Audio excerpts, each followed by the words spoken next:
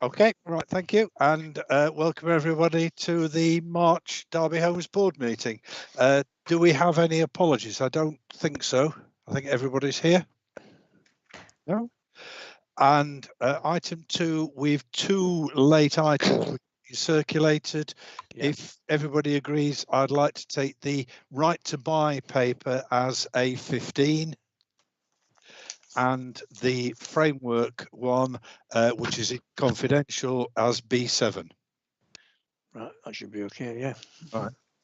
Declarations of interest. I've got 2 slight things to say. One is as I'm named, I will be declaring an interest in item A12, and I'd ask either Bob or Sarah, could you take over the meeting at that point? A12. That's oh well, I'm mentioned as well, but not You're by name. Okay, yeah, all right. So Sarah, can you take over the meeting for A12? Yeah, sure thing. Right, thank you. The other one is I have a slight change to my declared interests. I was previously down with an interest as chair of governors at Leesbrook Community School. Due to the fact that the multi-academy trust that we were in has been taken over by another one, I am now the chair of the Academy Advisory Board. Ooh. Get you. Different trust, same dream, but that's the okay. Anybody else got any changes? Well, I'll just declare this. It's probably not a declaration of interest, but it will be of interest to yourselves. I've had confirmation yesterday that I am now Derby Homes representative on the resident panel at the Ombudsman. Oh, well done. Congratulations, Bob. That's apparently they've got a pool of people, but I'm on the list and I'm confirmation, and we'll get stuff in due course. So Derby Homes has a presence. That's great. That's good for Derby Homes and great for you, Bob. Well, we're really chuffed. Yep. Okay, moving on then to item 4, the minutes of the meeting. They've previously been circulated. Can we take it as a true record? Has anybody got any amendments they wish to make? Agreed. Agreed. Thank you, Alan. Yep. Okay, and any matters arising that aren't going to be picked up, I'll do this page by page. Page 1, page 2, page 3, page 4, page 5, page 6, page 7, page 8, page 9, page 10, and page 11. Okay, seems that there's no matters arising that aren't going to be picked up elsewhere. I have 3 brief announcements from the chair. First of all, just to inform all board members that our wonderful new website is live, and if you want to log on, people would, if they've got any feedback on it, please pass it on. Right. Second one is that you probably aware, because I think it's been circulated, that Maria was invited to do a blog for Inside Housing, which we thought was just going out on the online version, but is actually in this month's printed version. Ooh. So that's, I think, was all your own work, wasn't it, Maria? Yeah, of course it was, Mike. Now, all the best authors get a little bit of help. Yeah. I think the encouraging thing is, though, I've had lots of comments back from colleagues in the housing sector, all supportive, absolutely supportive. Good. So I did kind of comply with Roy's request, and he asked me not to be any more controversial than I normally am. So I kept that deal. I just need to think about what I'm going to do next now, because I've got a bit of a taste for it now. Well, you could set up your own blog site. Yeah, just like Donald Trump. That's the worry, isn't it? Let's That's just not a good analogy, is it? Nah. Let's keep it quality and.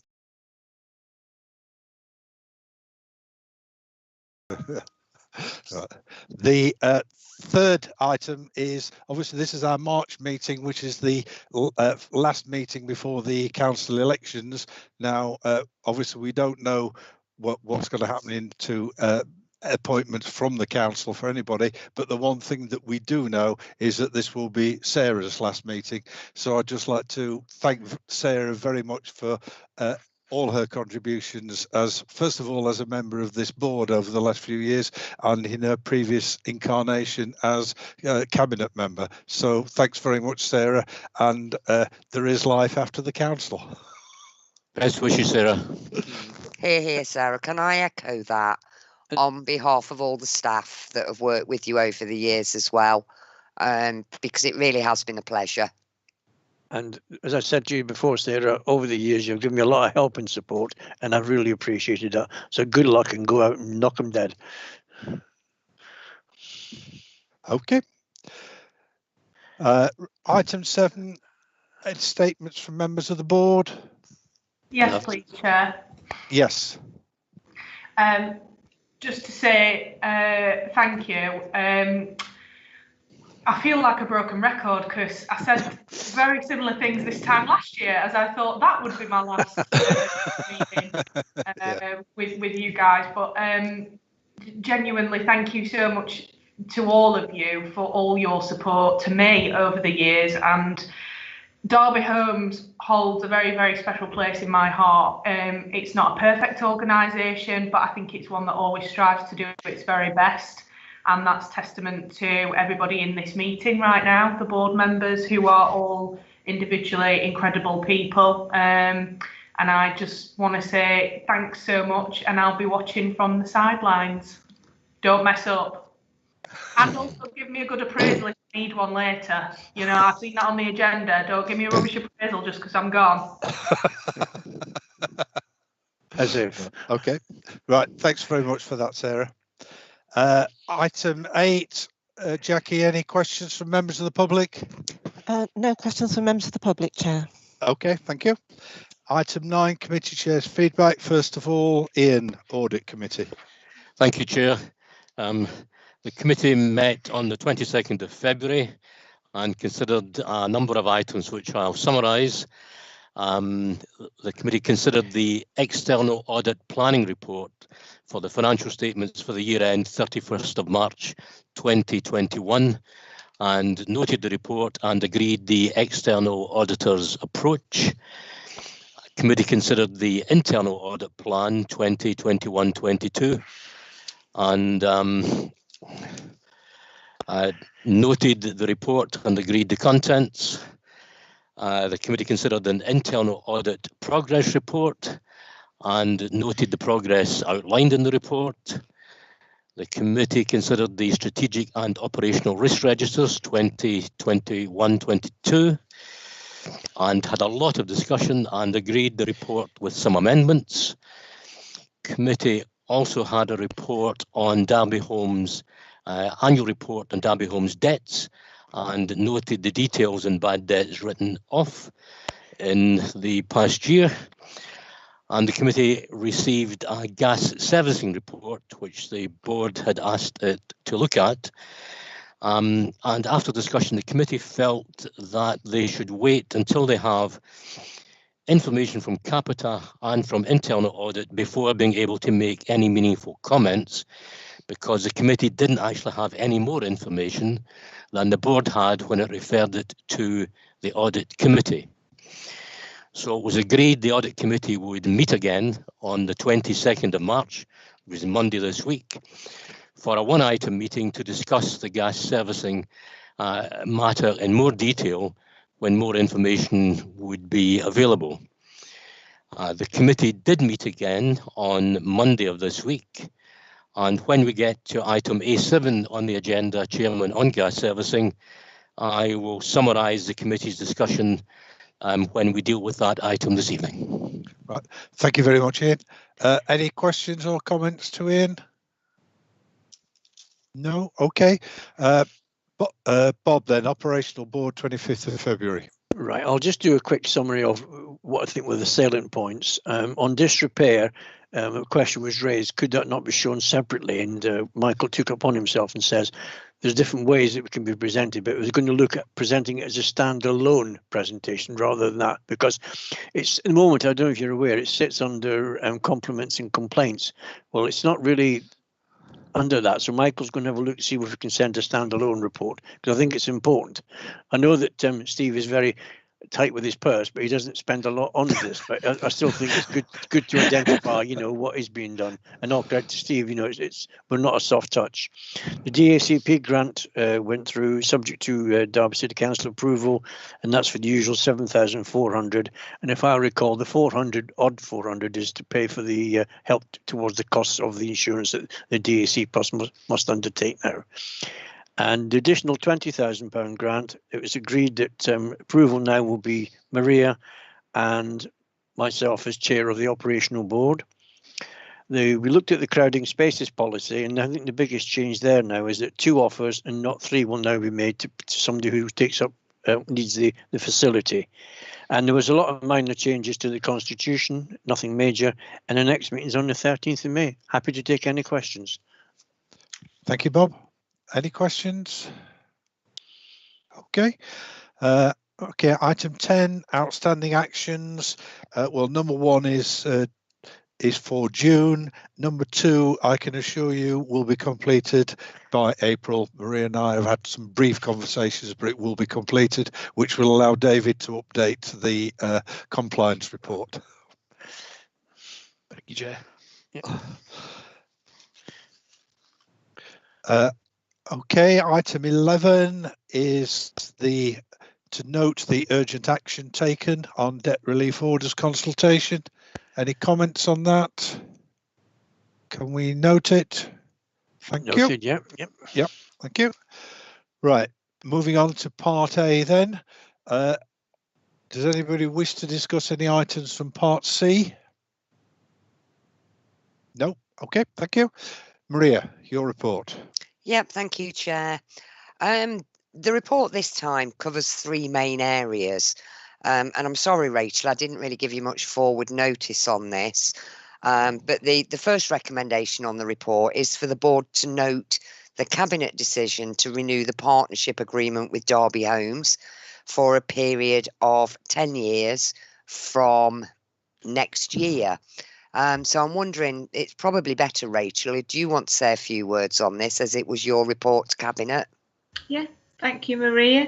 So I know that members of the board were aware that the council wanted to do a review and look at the arrangements for, obviously, the arm's length nature of our arrangement of managing our housing stock through Derby Homes.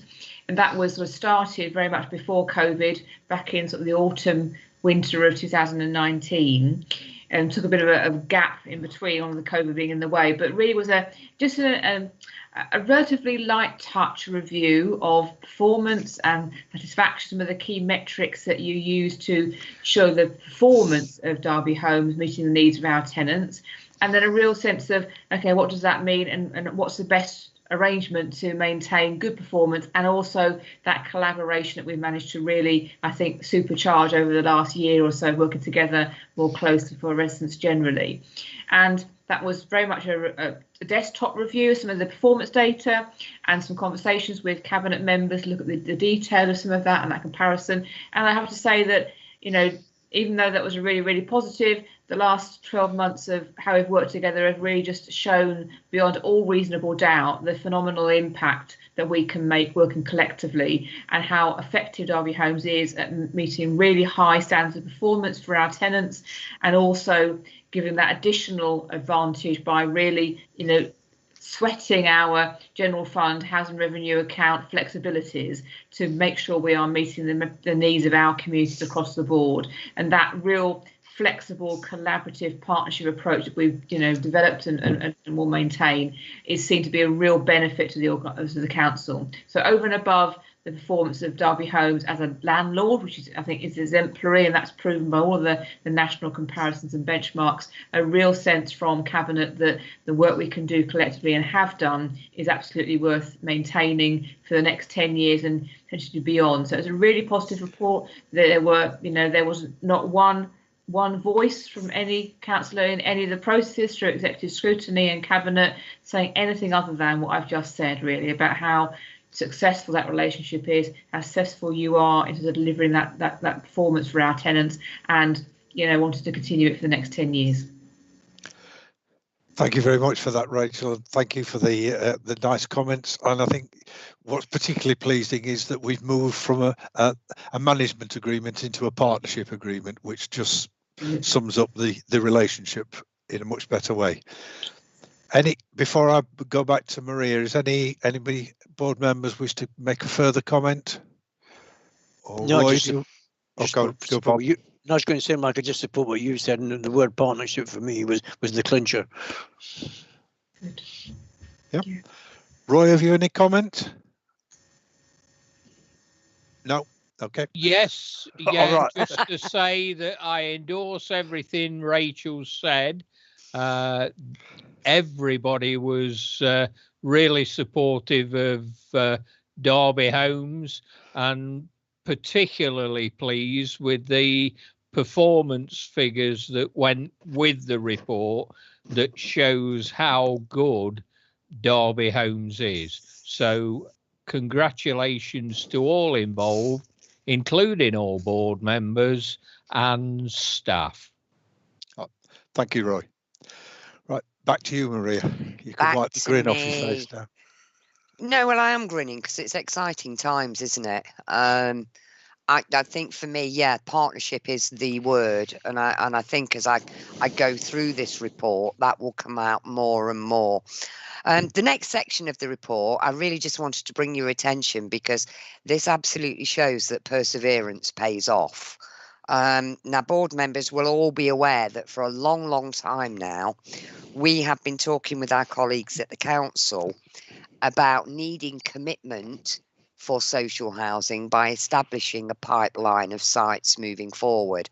Now, I absolutely have to thank our cabinet member for adults, health and housing on this one. Roy has worked tirelessly on our behalf, and that resulted in a report which also went to cabinet earlier this month, which I've put you a link into the full report. But absolutely shows the council's commitment to making land available to the HRA and Derby Homes for the provision of social housing. So again, forgive me if I've got a grin on my face, but this is a real reason to celebrate, because corporately the commitment is there now to actually provide suitable housing for people in need. The challenge now is to get on with it.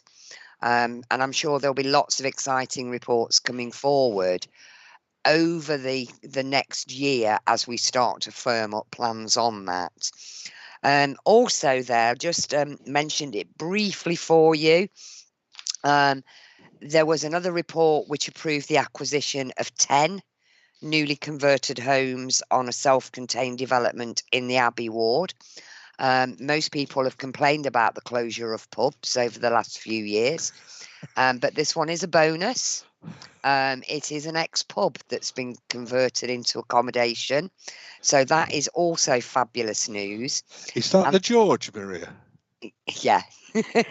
It's no loss as a pub. If I could. Well, there we go. I'm not going to comment on that.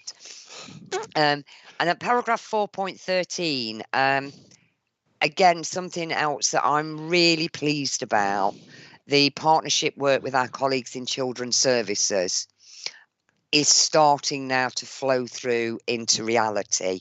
And you can see there again that Council Cabinet gave approvals for the transfer of one property from the HRA and one from Derby Homes, which will be used for cluster homes for young people. Now, this isn't just about saving money in children's services. This is about providing quality accommodation for those young people. So again, 3 really exciting reports there. I didn't want to put them all in as appendices because the pack was big enough already. But Rachel and Roy already know how excited I was. that the Cabinet report was dominated by housing. And I'd love to do that every time, but I think Ian Fulliger and colleagues might just kind of have something to say to me. But it was an outstanding meeting for housing in general, so really excited. Now, if you thought I was excited about all of that, I'm going to get really excited about the next part of my report. I've spoken before to the board about Derby Homes getting more involved and working with the council to take the neighbourhoods agenda forward. Now, we're now on the cusp of starting to make that happen. At the beginning of March, our colleagues that work in the neighbourhoods team started to work informally, reporting through to Derby Homes. Now, they are still council employees, but we're kind of trialling a method of working whereby we're saying it really doesn't matter whether your manager sits in the council or sits in Derby Homes, because actually we're all here wanting to do the same thing. Now, the point that we're at now, we know that our city has been through the mill with the pandemic.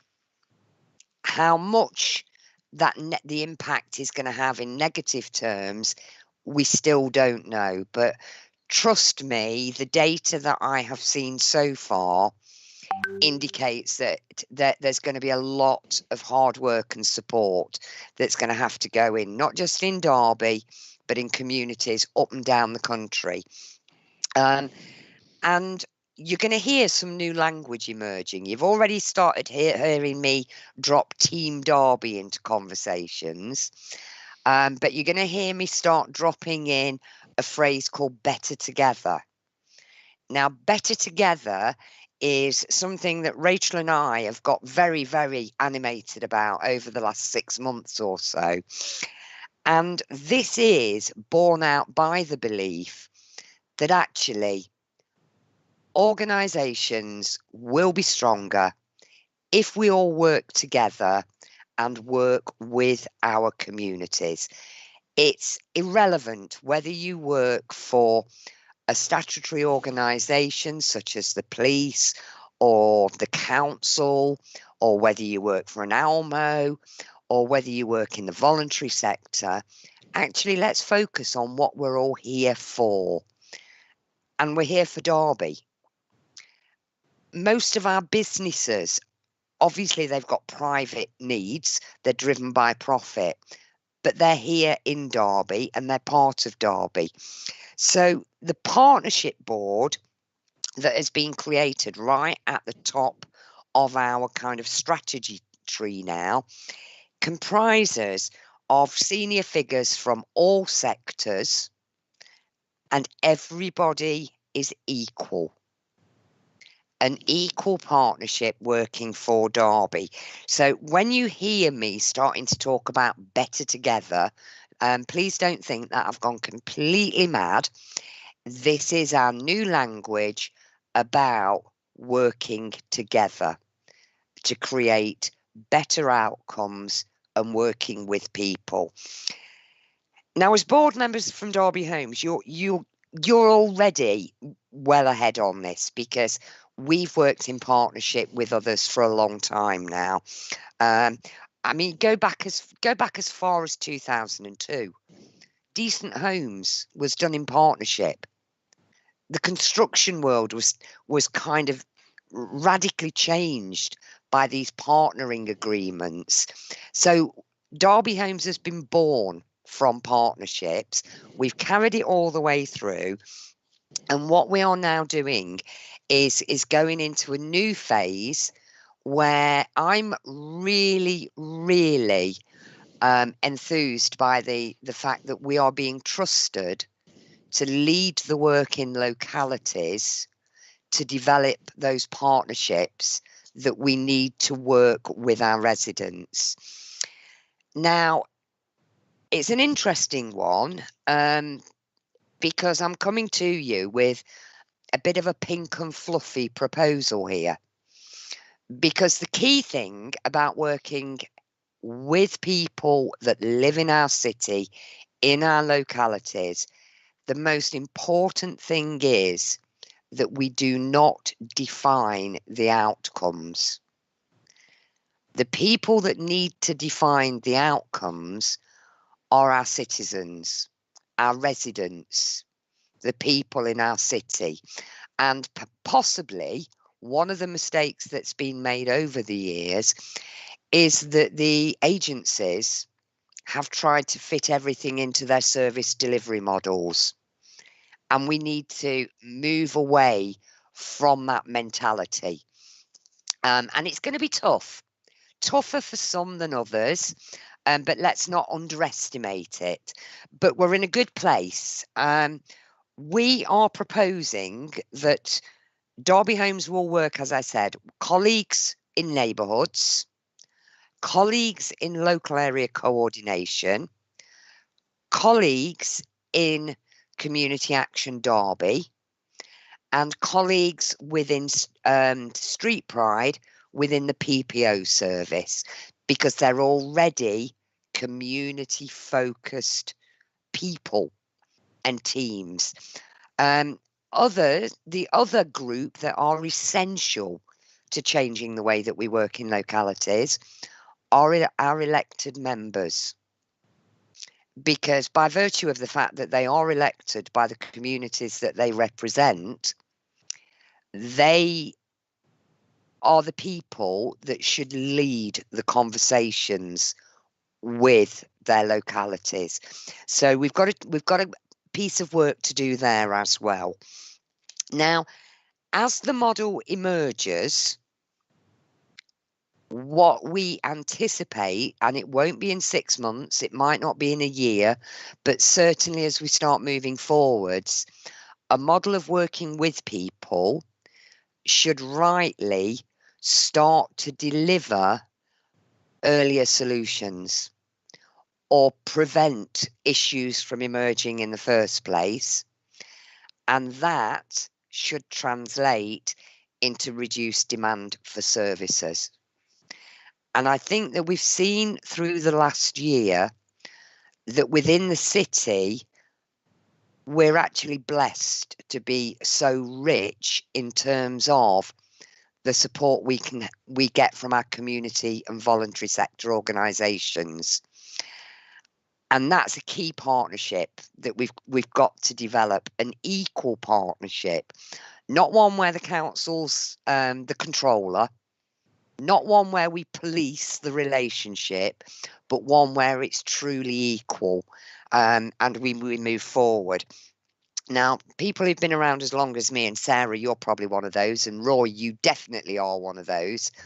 I think we've seen the relationship go sour previously with the community and voluntary sector, where we claimed to be in partnership, but actually it was still quite client and control. And this time we have to be different moving on. So where I'm being pink and fluffy is, yes, we are going to have to invest because we have to resource change. And the conversations that we've had previously have indicated, as far back as November last year when we talked about it at our board budget day, I mentioned then that it was quite likely that we'd be coming back to the board for support to use some of Derby Homes' surplus to support this agenda. Now, I envisage that the majority of that support will be around resources in staffing, and any support that we do put in will have to be on fixed term contracts as we start to understand the demand and the call for services as we move through. So I'm going to throw it out to questions. I'm not even going to try and claim that I can answer them all, because this really, it's just something that is going to grow. I think Rachel and I have both already found out that you have to be brave enough to say, stop, I think I've got it wrong, let's rethink it, because we've actually already done that once. But what I'm asking the board to do is commit up to £1 million of Derby Home surplus over the next 3 financial years to enable the council to be the lead partner amongst all agencies in initiating this change process. And obviously, as we move along, we'll come back with more detail. This is a huge piece of work. I think Derby Home should be really proud to be leading it. And thank you, Rachel, there's spaghetti. That's what we think most people in Derby feel like when they try to get in touch with somebody at the council. I think, Jen, you mentioned something earlier that was a bit like spaghetti. So I'll just throw it out there, but I'm hoping that the board will support the use of our surplus for certainly a project that Rachel, myself, and certainly cabinet members are all very, very keen that we put our best efforts behind. Okay, thank you, Maria. I've got Jen and Jean indicating they wish to speak. Jen? Jen? Unmute. Hi. All right. So first of all, Maria, it's such a great commitment to have made with placing citizens and residents of Derby Homes and Derby generally at front and centre of this work. I've actually got a lot of experience in co-production and co-design, so if there's anything that I can contribute personally to that work, fantastic, then I'd like to put my hand up for that. From what I understand, the focus is kind of on creating some roles to kind of interface with the community. I actually think there's a lot more scope to integrate it more than that. And I hope I don't offend anybody at the council, but Derby in lots of regards tends to be quite a way behind the innovators when it comes to working in a very co-produced way, in a very co-designed way, and I kind of use that more from my experience of social care and health, particularly where there's actually been moves towards co-production, enshrined in policy for a long time, but nationally there's a lot of different levels of effectiveness and integration. What I did want to say, and that I think is actually really important, is that first of all, I think that Derby Homes can introduce co-production in a much more integrated way. I know obviously we are welcome at the boards, but those roles tend to be very specific and quite long term, and actually having a diversity of roles, finding ways of first of all engaging with communities and then getting people in on a much more flexible and short-term basis can really increase the range and diversity of opinions and perspectives in our organisation. I think that if you're going to do this, it's really important. It's a culture change as well. Culture is the biggest impediment towards doing this kind of work, because if we spend the money and then the culture isn't there, people are unconvinced or disinterested in hearing, and I'm not saying that is the case, but that there is always more that you can do to improve culture. So I think investing some money there would be really helpful. But I think actually this is about kind of systemic change, in the sense of, there are many ways and many places that residents, customers, stakeholders can kind of be incorporated and included in the fabric and work of Derby Homes, and that's from everything like designing policy, but actually kind of breaking down some of the power imbalance, but that might be perceived in things like housing officing situations, dealing with debt. So if we can really kind of develop this culture and understanding and preference to co-production, where I've seen it done properly, it really has this ripple effect right the way through the organisation. Just to say one last thing, Maria, Chris actually has got a huge amount of experience with systemic change, and he's actually spearheading a co-production approach in different parts of the council with Pauline. So Pauline Anderson. Yes, sorry, I've got a bit of brain fog. So given that model is already accepted and being used in other places in the council that has a lot of connections and links and alignments with housing, in terms of working with vulnerable people and dealing with a lot of diverse communities, I think actually that might be worth looking at to see if any lessons can be learned, because I know that the process that SEND is going through is very iterative, and I don't mean tension in the sense that it's tense, but there's a lot of thing about how do we manage diverse departments and legacy systems and a lack of funding. So you might actually find that if you can kind of do some work around lessons learned there, that you can actually take those forwards and streamline our process a bit more. So yeah, just my thoughts anyway. As always, Jen, thank you. Welcome. Jeanne. Thank you.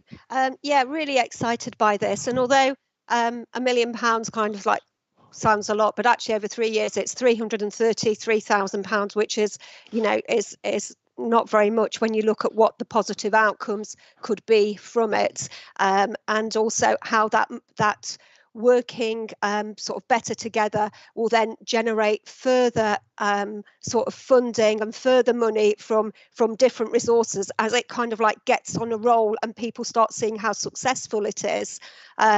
So it's you also need some of that kind of like that fluffy kind of stuff, because you don't quite know how it's all going to sort of come about, what sort of things are going to come, what sort of as you start doing that work, where it's going to lead, and sort of really getting the community as equal partners in that, because we've mentioned about all of the agencies, but actually it's the community being equal partners as well. And that you need some of those resources to be able to put in some quick wins so people get on board as well, and sort of can see that it is a sort of change. One of the things that kind of you said, Maria, that just sort of whilst I understand that members are elected members and that they need to be with that, there's also going to be some sort of some stuff within the community that actually people will think, well, actually, if it's just going to be same as, because it's still the council, it's still the councillors. So you kind of need to have some thought around how that is portrayed, so that it does look like a different model. Absolutely, Jeanne, and I think that is obviously one of the first considerations that we've got to look at, kind of post elections.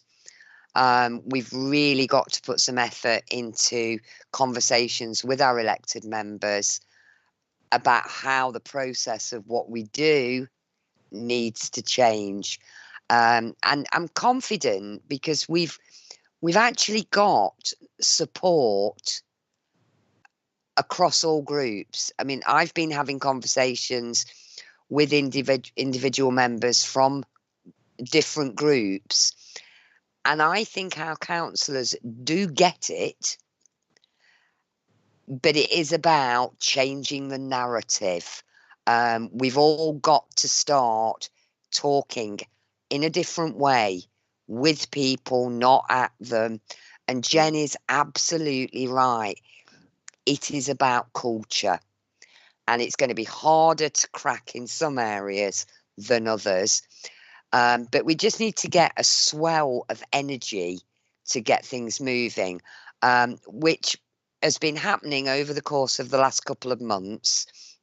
And I think over the next 2 months or so, we will really start to see things taking shape, because we have got staff who are already doing some amazingly good stuff. And we need to take it, and please, I know it's Donald Trump saying, but Claire loves this one. We need to go from good to great.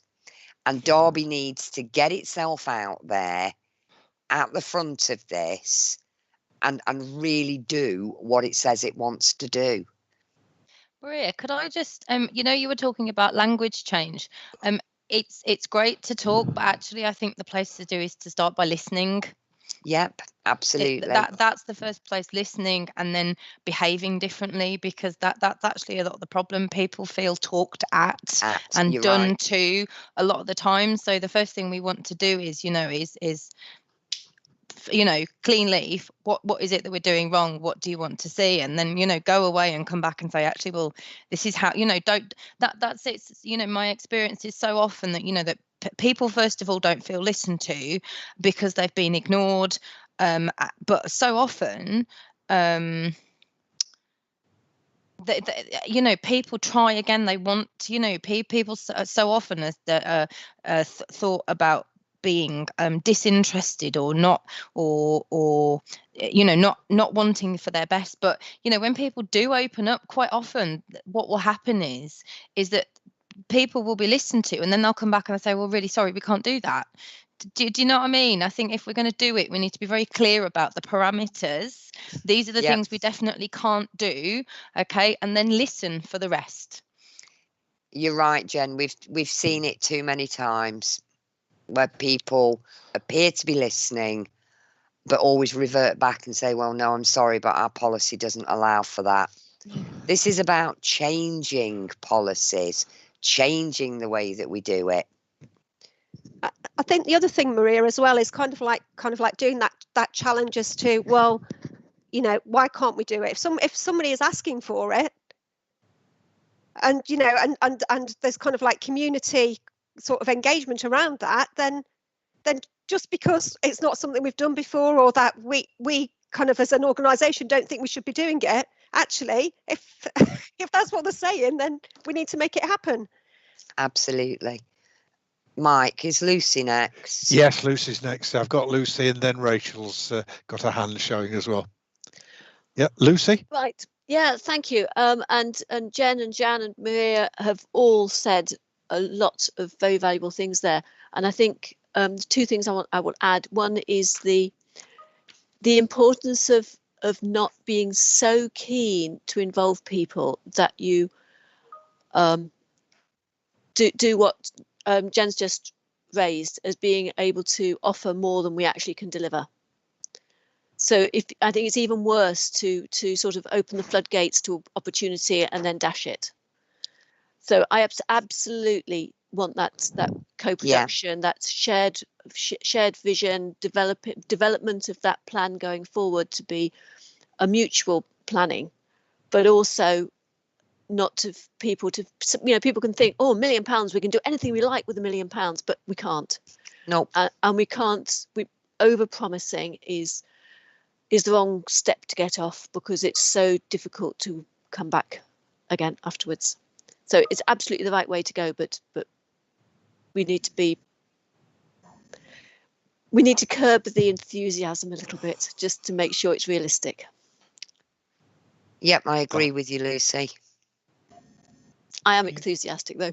I know you are. Right.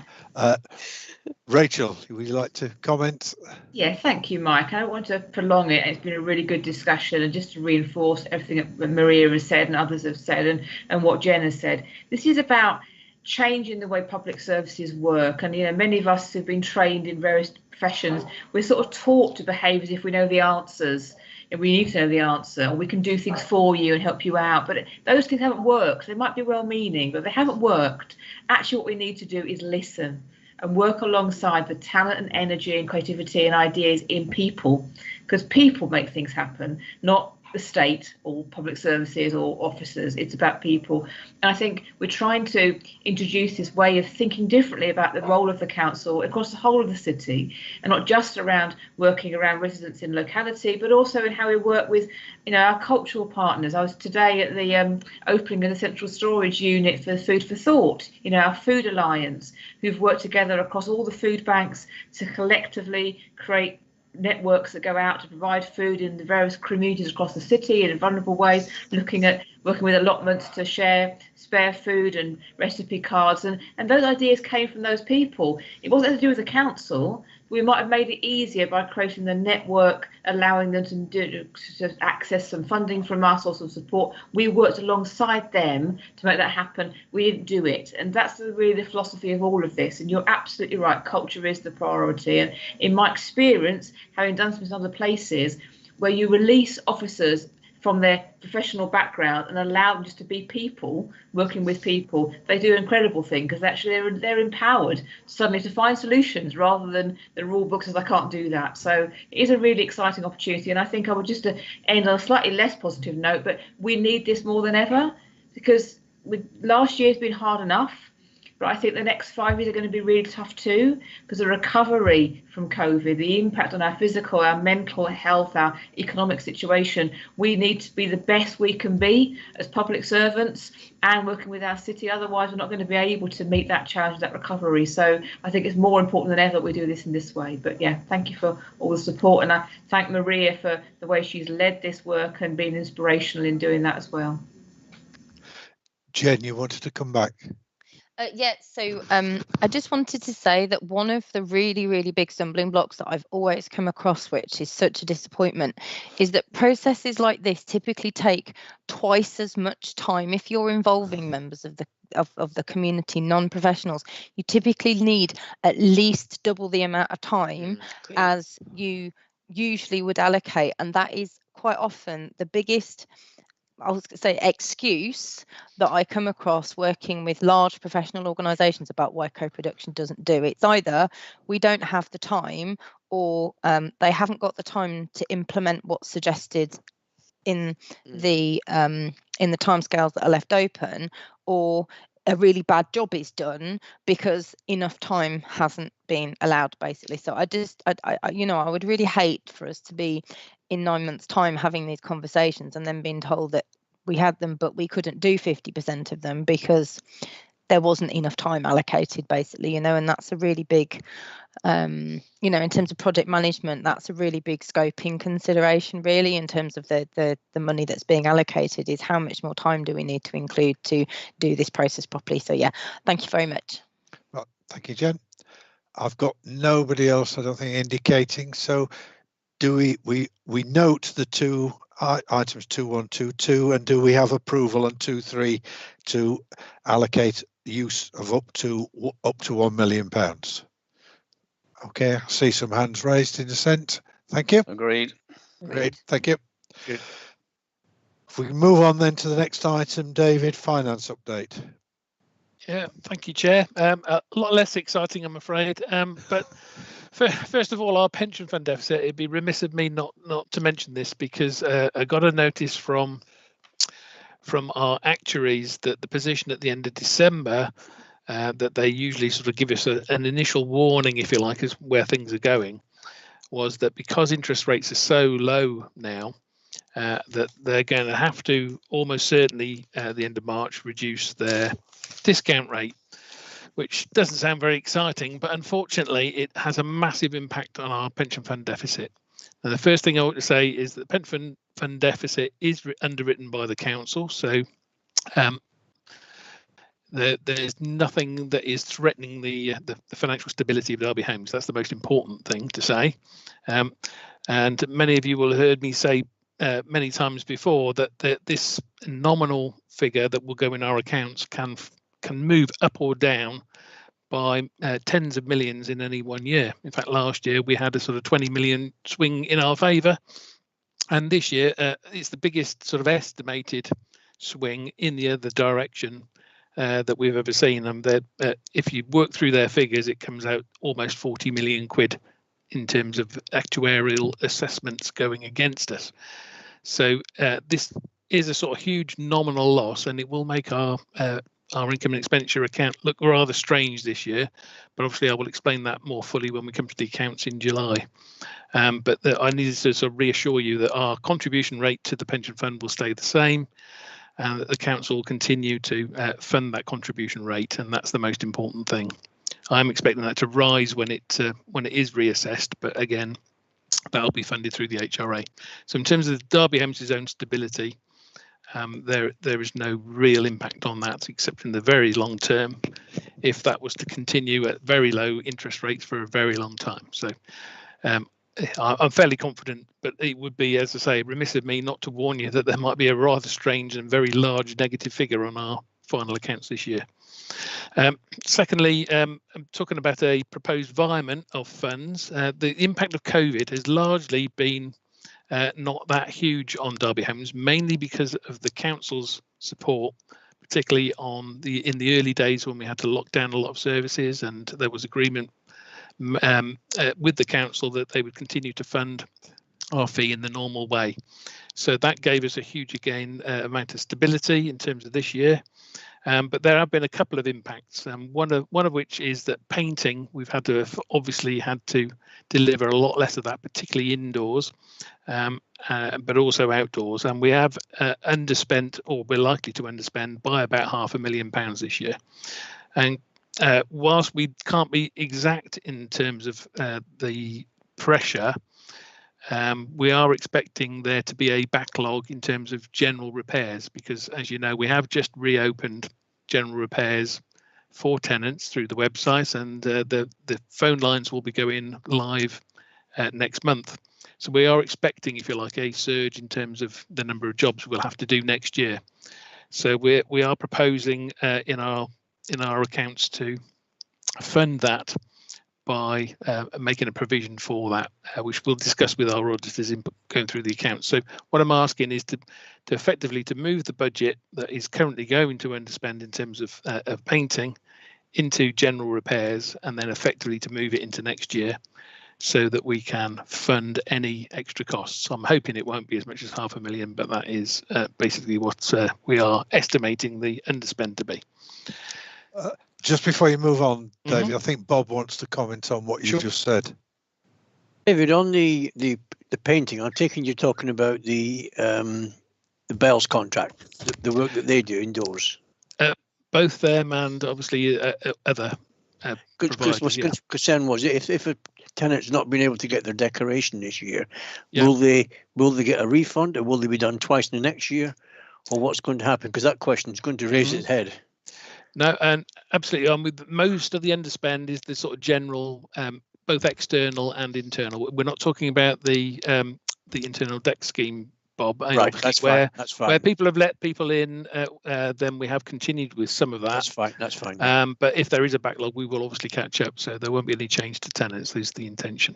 That's fine. Thank you. Okay, Alan, you wanted to say something as well. Yeah, in terms of the pension deficit, if that's the right word, can you outline what legal implication that has on the board of directors?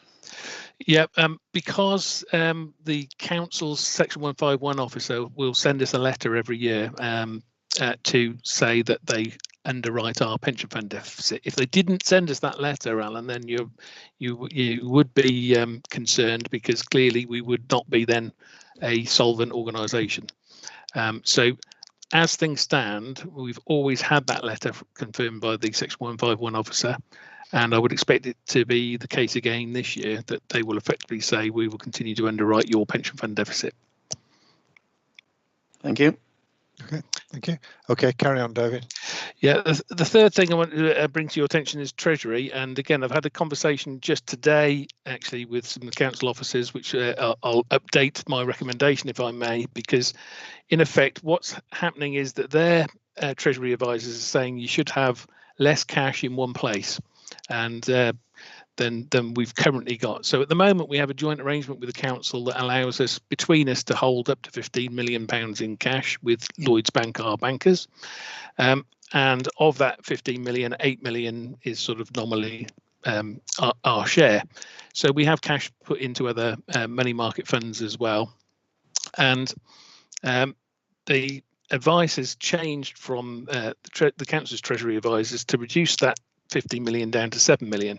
Now, I was told initially that would be from April, but I've just found out today that the council section 151 officer Simon Riley is okay with it taking a bit longer to get down to a figure, not of 3.5 million, as I said, but to 4 million for our share of a new revised £8 million joint total, and not from April, but from June. So I'm far more confident in getting to that position. So I was a bit worried when this 3.5 million from the 1st of April, we'd have to be setting accounts up left, right and centre in the next week. We've now got a bit more time to do the job properly. So that's really, I'm asking for a change in our policy, because our policy does actually say we're allowed to keep up to 8 million quid in Lloyds. So I want to change that to £4 million, but from the end of June, so effectively from July. And yeah, obviously the rest of the report, if any other questions on it, then I'll happily pick them up. In terms of Padley, we're going to discuss that in the confidential section. So, right. Ian. Chair, I presume when we talk about holding cash in Lloyds Bank, none of this is subject to the cash maximum that individuals would have. So when we put this amount of money in Lloyds Bank, if something was to happen to Lloyds Bank, all our money would be safe. The sort of 85,000 limit doesn't apply. No, unfortunately that's not the case. Ian, our funds are not safe in that sense. I mean, I wish it were the case, because we effectively are a commercial operation as far as they're concerned. Obviously, we're not really a commercial operation, but just as with the council, we are treated as effectively a professional investor. Not that we're investing. This is just our bank account. But again, the same situation with the money market funds. We are effectively placing cash in those accounts on a short-term basis. They're all instant access arrangements, so we can get the cash back at a day's notice. Can I just ask then, Chair? So should we not be spreading it wider? That's exactly what we're doing, Ian. Sorry, right. That's the point. So we started to do that in July when the initial Treasury policy came in. Because our cash balance is significant, we have started to place money in money market funds, and we're lining some more up. We did think it was quite a simple process, but it has proved to be a little bit more difficult and take a bit more time than we thought. But we will be effectively reducing our balance at Lloyds in line with this, but then the council's given us a push still further and a spread further across different funds. Okay. Thank you. Lucy. I think that's mostly covered, or at least reading between the lines, it's covered. And it was really to say where we were going to move our money to. So. Okay. Right. Yeah. Thank you. Thanks. Just before we go to the recommendations, can I just, for anybody who's not spotted it, to say that the recommendation 2.2 is the correct figure. The figure that's in paragraph 4.4 is a typo. It should read 0.5 million, not 0.6. Yeah, thank you, Chair. I should have pointed that out myself. And Chair, we've got the tweak to 2.3 as well, as David's just described. Yes, yeah, please, absolutely, yes. So effectively, if I could read out my alternative, Chair, for 2.3, to approve a change to Treasury policy to reduce our maximum balance with Lloyds Bank to 4 million from 8 million, and that's from July. Okay. With that amendment, can we agree the two recommendations? Yep. Thank you. Yes, Chair. Thank you. Sean. Property update. Yeah, thanks, Chair. I'd start with the usual section of the update, which is the new build update. And since the last meeting, we've handed over the 9 bungalows on the Warm Oil Village project. I'm just going to try and show you a quick photograph of them, because a picture paints 1,000 words, doesn't it? In many ways. Let me see how I can do this. Can you see that? Yes, we've got it. Does that appear? So there's an image of the of a pair of the Warm Oil Village projects. The reason I've highlighted it in the report this time round is that since completion, we've had the SAP calculations worked out and sent through to us. And these bungalows have managed to achieve a rating of well over 100. SAP ratings normally go from 0 to 100, but in a few cases, if you really go beyond the standard, then you can reach the 100 mark. And these have got ratings between 105 and 109, depending on each particular bungalow.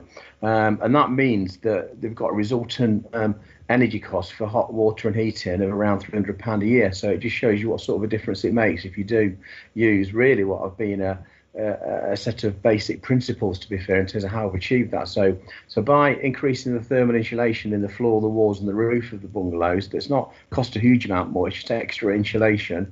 And then by delivering the heating through a low carbon, relatively inexpensive form of heating, and you can see one of the air source heat pumps at the back of the bungalow there on the image there. And then supplementing the running cost of that through the solar PVs that are on the roofs there, and they're only £2,500 a throw now for a 3 kilowatt system.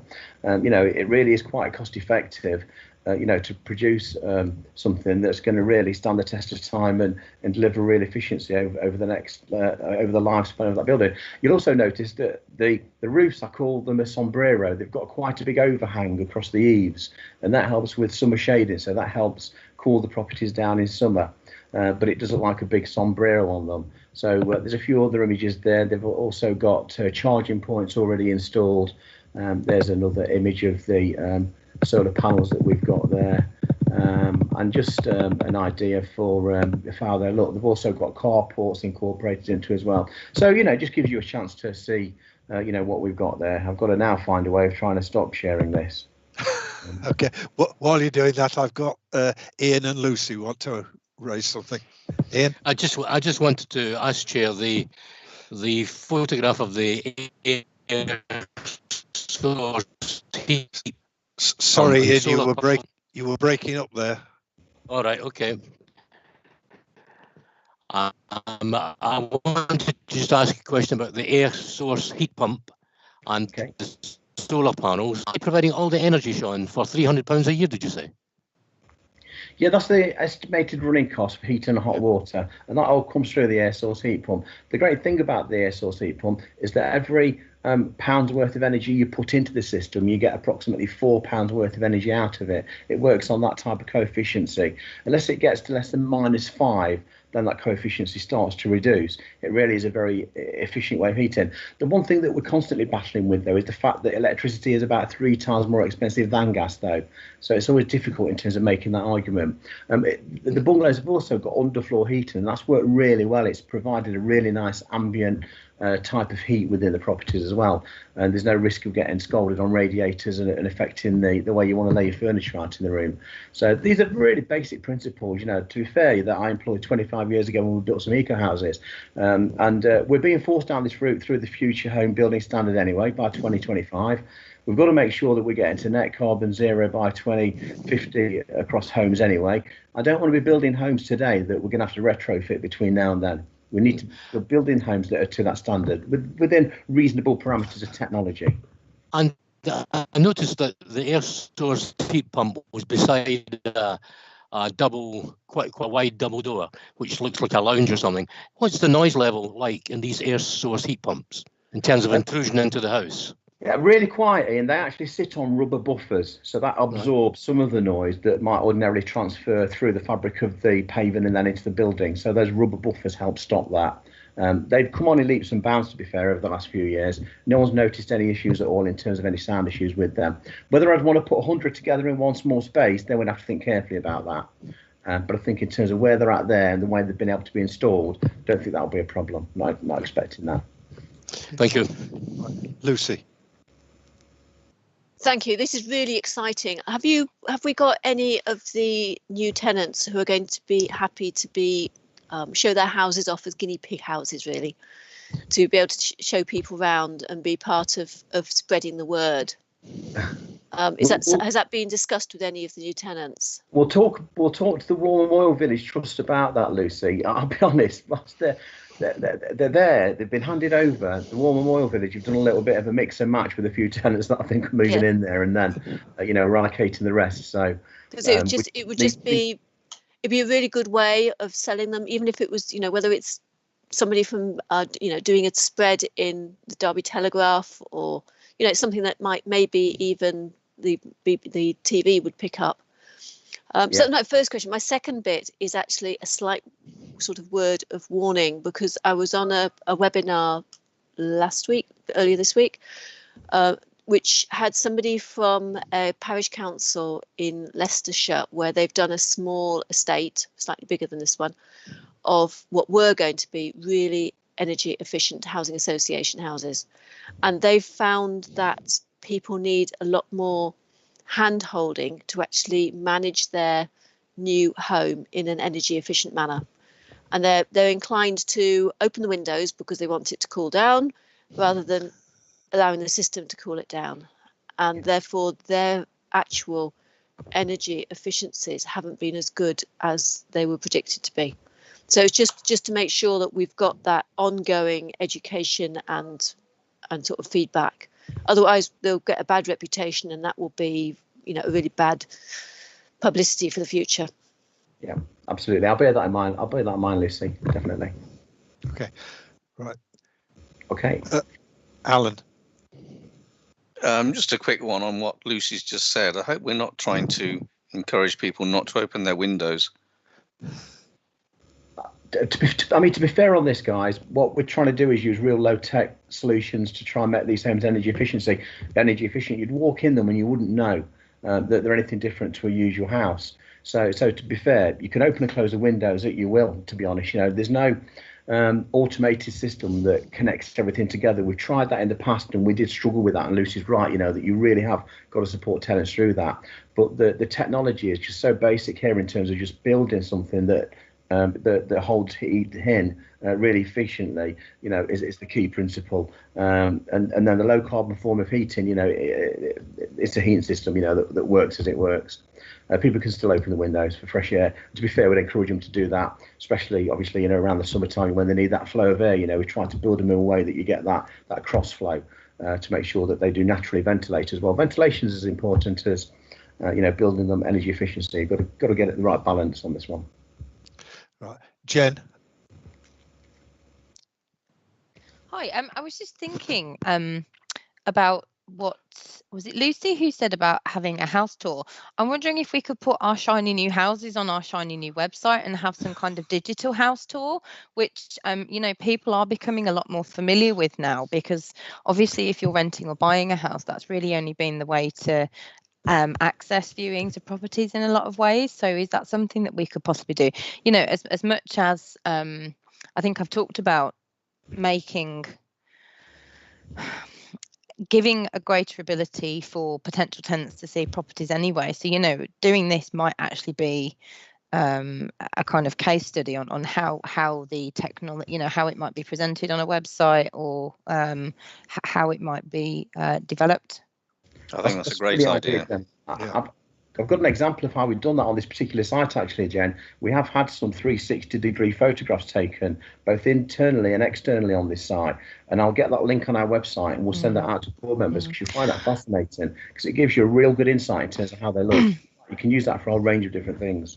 Yeah, one of the things that comes in that I've seen in museums and stuff is that you can actually I'm not sure about the technology, I could probably find out, but you can kind of like zoom into an object and click on it and it brings open a text box that gives information. So if you are wanting to educate residents about the different technologies, particularly if it's going to be coming in with the new home standards, that might be a way of doing it, as well as increasing engagement. So it probably wouldn't be that difficult to do with JavaScript, I guess. So yeah, just an idea. Great idea, thanks. Yeah, Maria. Yeah, just wanted to reaffirm, we are looking to work with War Memorial Village to do a proper job of an official opening in summer. Obviously, we want to make sure that we can do it without onerous COVID restrictions, because at the moment it'd be really hard to do anything half decent. absolutely, Jen. Your idea is fantastic. And one of the digital developments that we've actually already introduced is use of a piece of software that works very similar to FaceTime. And our staff within the inquiry centre or customer service team, whatever we should call them, they're now using that with customers where we just need that little bit of extra help to identify a repair that's needed. But certainly we do intend to broaden that out to look to be able to do videos and all sorts of things. So, yep, some good stuff ahead. Okay, Sean. Okay, it sets a bit of a blueprint in terms of some of the stuff that we want to do moving forward. Moving down the report, Maria's already mentioned the new sites that we're really pleased to see being transferred over to the HRA. I've already been out and about and had a look at some of those and already starting to get some ideas together, and they'll start to find their way onto the updated schedule of sites as we start to work them through the system. At the bottom of page 1, this is something that I'm required to report to the board. This is the outcome of the Homes England audit that we've had carried out recently. They audited one of our projects. It was an empty homes purchase project that they had a good detailed look at, and the outcome of their audit was that we were given a green rating with no issues of any cause for concern or recommendation. So a very healthy outcome to that audit. So I've got to officially report that to the board. Moving over onto page 2, current working arrangements. You've already heard David talking about the potential pressures that we might see on day-to-day repairs. Now, we opened the day-to-day repair service up to non-urgent work at the start of March through the internet, and at the start of April, the phone lines will be open. So we're ready to cope with the demand that will bring. So far during this month, we've been able to manage the situation, but as we move into April, we'll have to be realistic with customers in terms of timeframes for work, but do our best to try and deliver the non-urgent work, within reasonable timeframes. So in some sense, it's some charted territory for us, which is why it's tricky for us to be absolute with how much extra it's going to cost us. But, we're geared up and ready to make sure that we can respond and deliver a good service. We're also planning to start the recommencement of kitchen and bathroom refurbishment from the 1st of April as well. So there's a lot of work gone into the teams in gearing up for that to make sure they're hitting the ground running, and we're really keen, that we deliver on our commitments to the council's capital programme in that respect, and we are over the next year or two going to see an increase in the number of, in particular, kitchens that need to be replaced, because, believe it or not, we're nearly 20 years on from the start of the Decent Home programme. It only feels like yesterday sometimes, but those kitchens that were fitted back in the day in partnership, as Maria referred to earlier, are now starting to reach a point where we've got to think about replacing them. So that's another big job that we've got to get off the ground. On to 4.3, we're still working very, very closely with the council just to sort out all the details around the grant conditions on the Green Homes grant. I heard yesterday that the cash has hit the council's bank account. That arrived early this week for round 1B. We're just making sure that all the processes and protocols are in place, and are looking forward to starting work in that area around the end of April. So again, great retrofit work, great work that's going to help save carbon and get us on a great start to the journey of the work that we need to do, to housing across the whole of the city in the coming years. My final part of the update is the compliance update. Now, this is attached as an appendix. This is the end of December compliance report. Now, considering we've got issues, as we're aware of, with the system for gas, I found it a bit tricky to go back and work out precisely where we were, considering the system had got frailties to it at the end of December. However, the project team, the IT project team, were able to produce me a figure for that point in time of 99.4% compliance. Now, that ties in with a report that you've got later in the meeting that further update you with regards to compliance on gas safety. So you've got a monthly update bringing us to 100%. So that supersedes effectively the very first section of that. Moving through the report, the attachment here, electrical safety, I'm really pleased to report that following us stopping doing periodics for probably about a 4 or 5 month period when COVID lockdown initially kicked in, it was one of the latter bits of work that we're confident with the risk assessments in starting again. We're now up to date with those, so we're back to 100% compliance on electrical safety. So we worked our way through the backlog that was purely the result of stopping doing that work during that early part of the pandemic. We do use the same system that we use for gas for scheduling work on electrical safety, but there's less issue with jumping as a result of only having one single component, within that system for electrical periodic inspections. Audit have also had a real close look at the system there and are happy with the controls that are in place to enable us to pick any items up. So there's no doubt that that area will benefit further from the discussions that we're having with Capita and issues that we're having in terms of untangling the issue, but none of that's affecting their performance. I'm absolutely confident in terms of where we're at with that. On lift safety, there's just one typo that I've just got to report through to you. On the comments, it mentions the lift has been repaired, subsequently serviced, just above the bottom paragraph there, after the reporting for quarter 2, that should be quarter 3.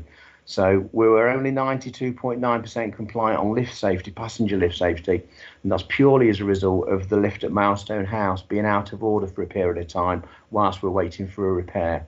So we weren't able to service the lift during that period. When it was repaired, it was serviced, and I can confirm now that we're back to 100% on compliance for lift safety. Asbestos, we have all the written information for every communal area that will require that on. We are, interestingly enough, just working with our new asbestos surveying company and have agreed that we're going to carry out and refresh the survey that we've got for asbestos in communal areas. And fire safety, we're 100% in terms of every communal area with a valid FRA, and I'd be able to put my hand on every single one of those. So we're happy with that area. And water safety, similarly, we've only got 28 communal areas that have communal water systems in them, and they're all fully compliant with no outstanding remedial work in that area. Okay, thank you, Sean. I've got Bob and Jan indicating. Bob? Okay. Sean, I think you hit the nail on the head when you said when phones go live and there's more repairs coming in. I think it's important, and looking at it from the perspective of a customer, it's really important that timescales are managed and expectations are managed. This is the important thing.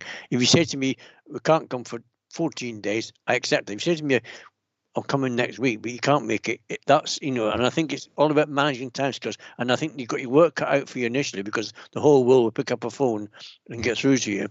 And on the other one that Maria mentioned, the sort of like FaceTime thing, I've actually, you're probably aware, I trialed this thing and it's brilliant. So it's going to help repairs as well. The more use you can get of that, the FaceTime situation where you just hold the camera up, say your pressure's not working, show the guy at the other end of the phone what it is, and you'll say, right, turn that one, it's done, saves the call out, it's brilliant. So the more we can get that on board, the better. Yeah. Okay. Yep. Thank you, Bob. Jen? Yeah, thank you, Chair. Just wanted to say, Sean, that I really like the compliance report and the detailed comments and stuff. It gives us a really, as board members, gives us a really clear picture and that reassurance that we need. So, yeah, thank you for that. No problem, that's fine. As you'd imagine, I'm spending a lot of time with the team around compliance issues, but we're getting together quite often to make sure that this area is absolutely nailed. Yeah, no, thank you. Thanks. Right. Thanks. If there's no further comments, we'll move on to A6. Sean, I think you're leading on this one as well, health and safety. Yeah, can do. Thanks, Chair. We had quite a lively health and safety forum meeting this afternoon. Are we doing A5 later? Excuse me. Just going to say that. Sorry, have I missed one out? I was just going to say A5. I'm sorry. I'm very sorry, Claire. I turned over too many pages. Thank you, Lucy. How could you miss Claire? I grovel, Claire. I'm sorry. Thank you, Chair. So there are 3 items for the board to note in my update this time, all in relation to homelessness. The first deals with the Rough Sleepers Initiative bid for 2021-22. And just to be clear on this, for the first 3 months of the year, Ministry of Housing have confirmed that they will be paying the same amount as last year for us to deliver our services through this pathway in the way that we are doing. So for April, May and June, no change, and the grant will be paid over to us. This bid opportunity is from the 1st of July for delivery from the 1st of July to the 31st of March, so for a 9-month period. We have sought already approval from the leader of the council on the 4th of March to submit the bid, and the bid has now been submitted. We will find out whether we're successful mid-May, we're told, with the 1st of July implementation date. And this is the grant that underpins our rough sleeping strategy. So this is the grant that largely pays for our outreach service for the multi-agency rough sleeping hub, and also all of the accommodation-based grant allocations for supported housing, alongside a contribution to the safe space. So we've been really successful with this grant up until this time. I'm not suspecting that we won't be successful this time. We have submitted a grant application for 984,000 for the 9-month period, and as I say, we await the decision mid-May. The second aspect of my report deals with the Safe Space Partnership Agreement, and board will be will know about the Safe Space because I've come and sought and given updates on the Safe Space Partnership, which has been running for the last 3 years. So this will take us into year 4, and this is a partnership with the Police and Crime Commissioner and Derby Homes this year. And this essentially supports the delivery of the Safe Space, which is on Normanton Road, where we have the COVID secure pods, and also it's a facility for those that continue to remain rough sleeping, those very small numbers, where we can use that hub, use the Safe Space as an assessment hub, trying to move those people still on the streets into accommodation pathways as soon as practical and as soon as they're ready to engage. So that's where our outreach service continue to funnel people that remain rough sleeping for that support until we can get them into pathways. The finances are set out in section 8 regarding the Safe Space Partnership Agreement, and we will look to fund that through Ministry of Housing grants. The third aspect is regarding the private rented sector recovery plan, and board will recall that I brought this a few months ago in terms of the COVID recovery plan around the private rented sector. And I wanted to bring an update because whilst we've delivered some of this recovery plan, we have held some of it back as the dates for the eviction ban have gone back and back and back. So at the time of writing this, and it's still the case, the eviction ban is still in place until the 31st of May. So the second part of our recovery plan was a second marketing and communications plan for the city. So you'll recall that we launched in November the first phase of the plan, and that's where we had those messages about contacting both Derby Homes Housing Options Service and also Call Before You Serve for landlords. And the key communications message that we had inside bus shelters and on placards around the city, along with a social media campaign, was asking people to contact us early so that we had enough time to be able to work with people to prevent homelessness. We did have some impact. 6.2 sets out the response that we had in terms of our social media campaign. But I think it's fair to say that as these dates are going back and back and back, there is some lethargy in the community in terms of believing that this will ever happen, when it will ever happen. So we are very reluctant to bring forward the second part of our marketing campaign until we get a real certainty that we are at the cusp of that eviction ban date actually going to be adhered to by government. So we're keeping a watching brief on that, and we have a plan that we will mobilise probably 2 weeks before the ban actually lifts, because it's unlikely that we'll get much more notice than that, but it's ready to go. But we don't want to go too early and then feel that we don't have the impetus of response back from the community when we push that out. We have, however, continued to do a couple of things. One of them I'm really pleased about, in that we got our message out to in terms of the council tax bills. So with all of the council tax bills, our leaflets went out that was giving advice in terms of, there we are, tenants facing eviction.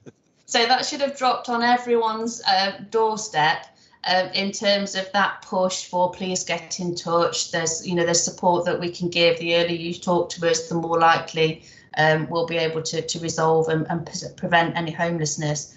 So we did manage to get that out. As I say, we do have a second phase that we will be launching as soon as we've got some surety on the date of the eviction ban. And we are starting to see a trickle of evictions coming through housing options. And that will be for the most severe of cases, because of course the eviction ban is not absolute. So where there are serious antisocial behaviour or significant debt, the courts are still hearing those cases. So we are seeing a trickle. We're dealing with those as we would any other homeless inquiry, in terms of trying to prevent where possible and relieve where not. But obviously, when that eviction ban date is really crucial, because we are all concerned about the impact that will bring, not just in terms of increases in homelessness, but the types of increasing in homelessness. So particularly around families, particularly around domestic abuse cases, particularly around young people who are sofa surfing or perhaps staying longer than family members would like them to because of the COVID situation. And it's very difficult to predict what that demand will look like. We've got some indicators, and we continue to try and galvanise as much information as we can locally and nationally to try and build that picture. But it is still somewhat of an unknown. And the fourth bit that's not on my report, but I have to tell you, is that you will be aware of our Next Steps bid, our Next Steps accommodation plan, the 20 properties that we bought and acquired through Ministry of Housing grant and match funding through the council. And today we've had confirmation that our 20th person is signed up. So we've got 20 over the line in time, in fact, a week early, which I'm delighted about. Great news, Claire. Brilliant news. Brilliant news. I've got Lucy indicating, I don't know, were you indicating to speak as well, Rachel, there, or? No, right. I think Rachel was just applauding. Yes. Yeah. Really good news, Claire. Thank you very much for you and your team doing all this. It's I just find it really reassuring to know that all this is happening, and long may we be able to afford to go on doing it. The point I wanted to make was about the last thing, about the unknown number of people who are going to be asking for help at some point. I was talking to somebody who runs a letting agency which has quite a large element of students in it, and they are finding that the number of properties that they've got empty is higher than normal, not surprisingly, and they're also a change in the nature of some of the properties, and as a result of this, some landlords are now deciding to sell up. Yeah. So it's something to be aware of, and it's maybe making approaches now to those landlords, or at least through the letting agencies, may help prepare, if you're not already doing that. Yeah, we've got the Call Before You Serve service in Derby, who are really active with the landlord forums, and I think we've equally been hearing through that voice how many landlords are exiting the market at the moment, particularly those with perhaps one property or two properties, and it's of a real concern, because of course as this demand comes to us, part of our strategy is being able to house people back in the private rented sector. And there's clear indication, not just in Derby, but nationally, that the private rented sector is contracting. So, you know, that delivers us a perfect storm, really, as demand increases and the supply contracts. And so we are having those conversations through Call Before You Serve. We are really actively encouraging those landlords to stay in the game. But there's only so much we can do in terms of that messaging. I think despite that messaging, that many are still choosing to leave the market. I think I suppose there's an opportunity in terms of the smaller units, in that we have, following up from the MSAP programme, the Next Steps Accommodation programme, Ministry of Housing have just launched their RSAP, I think they're calling it this year, same programme, new name. So a programme of acquisition of smaller properties again for homeless people is one that will be grant funded. And I think the other thing that we are currently thinking our way through is temporary accommodation for families, and again thinking through an acquisition programme, because it's clear that there will be more need for more temporary accommodation for families, and what we absolutely want to avoid is placing those families in bed and breakfast. So we need to find solutions, because our supply is not growing. In fact, the supply is contracting at the same time that we are likely to get a higher demand from families that are facing homelessness. So prevention will be our key. It will always be our primary role to try and prevent that homelessness. But it would be naive not to think that some of those more than usual are likely to convert to need having a relief duty, and therefore we need temporary accommodation for them. And it's about having enough of that, because we have overflow already, which means that we have to place people in bed and breakfast, and we absolutely don't want to grow that. So there's some urgent conversations going on at the moment around how can we expand our capacity around temporary accommodation, and part of that may be acquisition. So it may be that as some of these landlords are exiting the market, we might need to buy them to use for temporary accommodation. Okay, thank you, Claire. Thank you. Okay, I've got nobody else indicating to speak. So now, thank you, Claire. We will move on to A6. Thanks, Chair. Thanks, Chair. Okay, so we had a health and safety forum meeting this afternoon where we talked about the accident and incidents and the violence and aggression reports. A lot of the violence and aggression issues were focused around Milestone House, and that provoked quite a lengthy discussion around the issues that exist there at the moment, and some of the actions that Derby Homes have been taking, in particular to make sure staff feel safe and that residents are kept safe. So recently we realised that there was a knack that tenants, that residents and residents visitors had worked out, where they could use a credit card to push their way through the lock on the door of the bedrooms. That's now been resolved, and plates have been fitted to all doors to prevent that happening. We've had a recurrence of vandalism at the front door, and the front door's been smashed again. So we're planning a much more sturdier and robust replacement of that front door to make sure that we don't see a repeat of that incident. We've also seen an increase in the security measures that have been engaged at Milestone House. And about 3 or 4 weeks ago, incidents were on the rise, and we made sure that we got 2 security staff on there 24 hours a day, and that's made the staff feel much safer.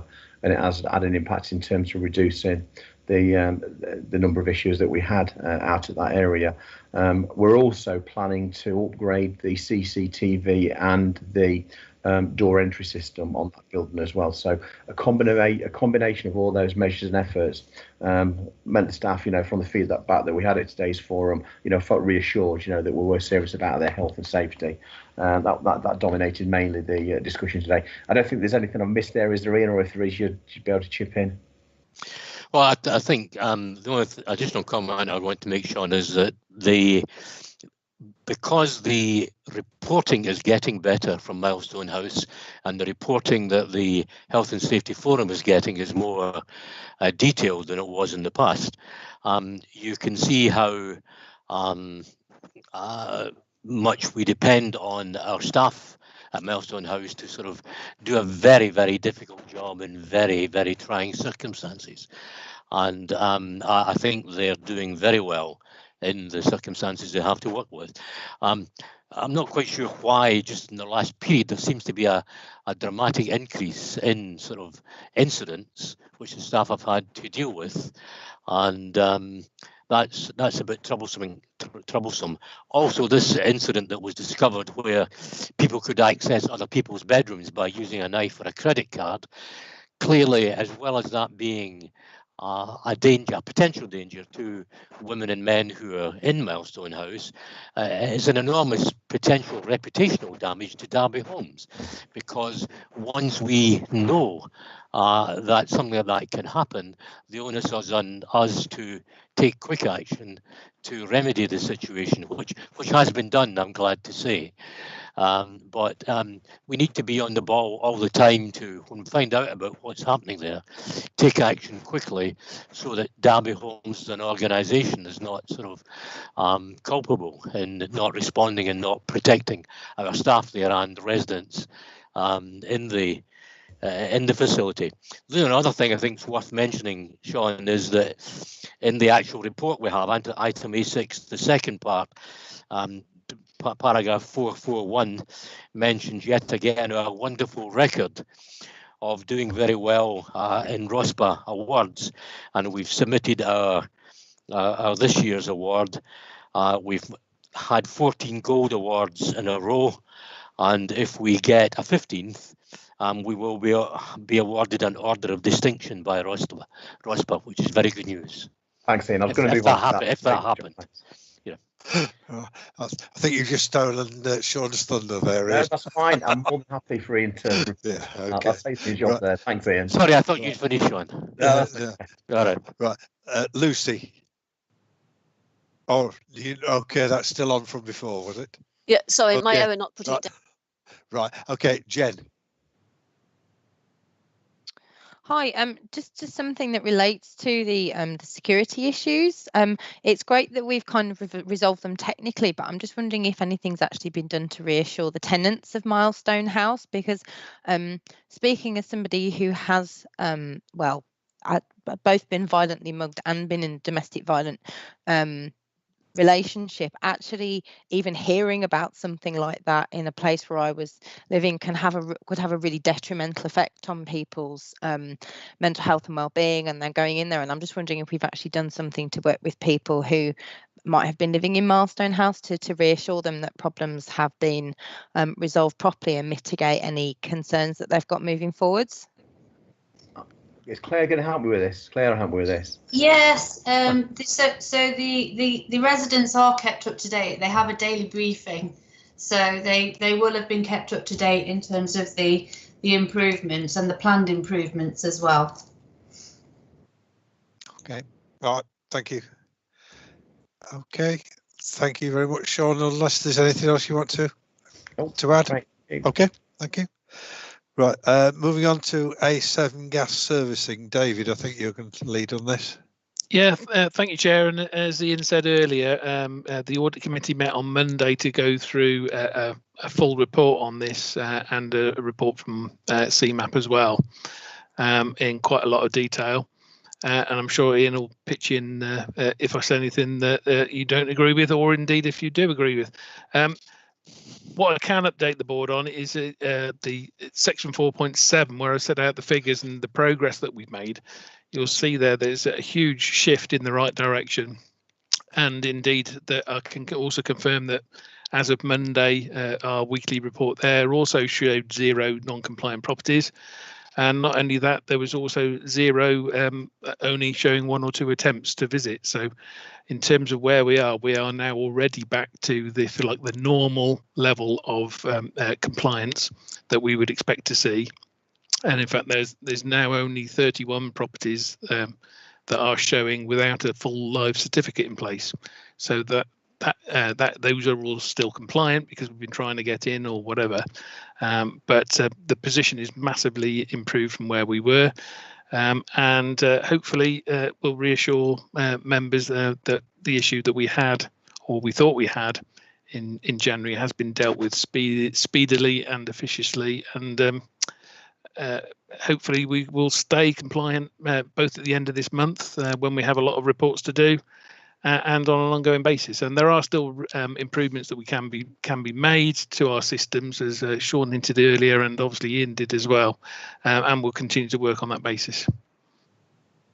Okay. Chair, could I add to what Sean has said? The committee actually got 2 very comprehensive reports on Monday. One from our internal audit team and another from David. And there was a lot of detailed, wide-ranging discussions. But if I could just summarise what the committee concluded at the end of it, the committee firstly agreed to adopt a statement that internal audit had made that Derby Homes has undertaken appropriate action to investigate and address the emerging issues relating to gas safety, and that these actions appear to have been proportionate to the risk and undertaken on a timely basis. So I think that could give the board some of the reassurance it was looking for when it referred the matter to the audit committee to look at in the first case. Secondly, the committee requested a report back to the next meeting of the committee, providing an update on what has been implemented in relation to a number of items internal audit raised in their report, suggesting various things that could be looked at, and telling the committee which of these items has been implemented and which has not been implemented, and the reasons for that, if none have been implemented.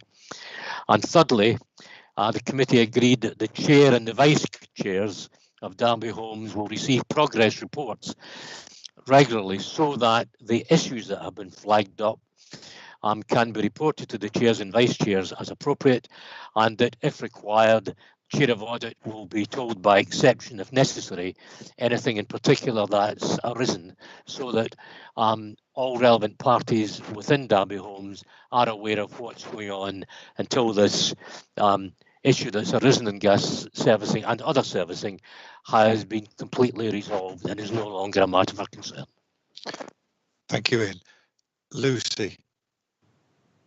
Yeah, I thought just to echo what Ian said, I think it was a very useful meeting on Monday. Looked through a lot of things. The reports were really helpful. And I was very much reassured as to what had gone on and how it had been managed and how things are going forward. So if things continue as they are now, we should be out of the woods pretty soon. But the one thing of help of getting out of the woods was some help needed from Capita, in terms of the changes, minor changes, to make the programme more suitable in some ways. There's been some good reports written by staff, but there's some tweaks that it would be nice that Capita were a little bit more responsive to work with Derby Homes to achieve. Thank you, Lucy. If there's no further comments, I think we can agree that this is a much better outcome than we feared at one point. So thank you very much, and congratulations to everybody who dealt with this in a timely fashion. We can now go to A8, Diversity Forum update, and I think Maria, you're going to lead on this one. Yeah, I'm going to lead on it. I think the report itself covers quite nicely the actions taken by the Diversity Forum, and I just wonder is there any comment you want to make, Jeanne, or is it all there? I think Maria, it's all there, but I'll just sort of say a few words really, just to say that I've been really impressed with the staff attendance. That it's that there are a lot of staff kind of like from across the organisation attending. That everybody contributes, everybody's positive, and it's a really good group. We have really good sort of robust discussions about things. You can sometimes see that from the minutes as well. I thought that the menopause policy that is attached, I thought that was a really good document, and it's something that that we should be proud that the organisation has put in there. I thought that at the last, I think it was the last meeting, was one of the statistics that came out was about the aging workforce, and sort of like starting to flag up that actually we need to be looking at some succession planning for that, and those sorts of issues are really good, that kind of like are being really open and transparent with the whole sort of staff team about that. The only other thing is something that Annabelle mentioned was about the equalities implications on board reports, and that really we perhaps need to be scrutinising them a little bit more, and actually sort of challenging as to whether there should be some equalities implications, because there's not very often that in there. So it's kind of like they obviously the authors of the reports need to be looking at that, but us as a board as well need to be thinking, do we need to be challenging? Okay, thank you, thanks, Jan. I've just realised, Chair, I should have probably noted my what's the word? Yes, I should have said that I had an interest in this, shouldn't I? With ageing and menopause being mentioned in this report, I should have held my hand up. But there we go. I think Jean's absolutely right. The statistics in the report that's attached on the workforce picture at Derby Homes does bear out that we do have an ageing workforce. 240 members of staff aged over 50. That is a high proportion of our employees. Again, I guess a bit of good news is that almost half of our employees will have been offered vaccinations by now as well. So we should take positives here where we can. What I am proposing, though, is because these statistics keep throwing up the same questions each year.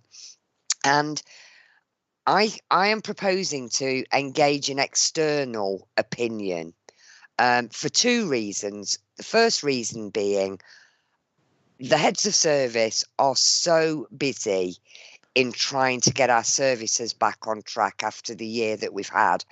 We need a bit of a hand on this. But secondly, by bringing in an external opinion, I think we will benefit from their knowledge within other organisations as well. So I'm going to do that to bring those findings back into the Equalities Forum, and for the forum then to make recommendations on an action plan moving forward. So that's all I wanted to say on this. Right, thank you. I've got Lucy and Sarah. Thank you. And I've got, I really think it's really innovative to talk about menopause policies. I think I'm just beyond that. But it's still there. There was just one point at the top of the page 8 of it. It's got not got page numbers. When it's reprinted, it might put page numbers in it.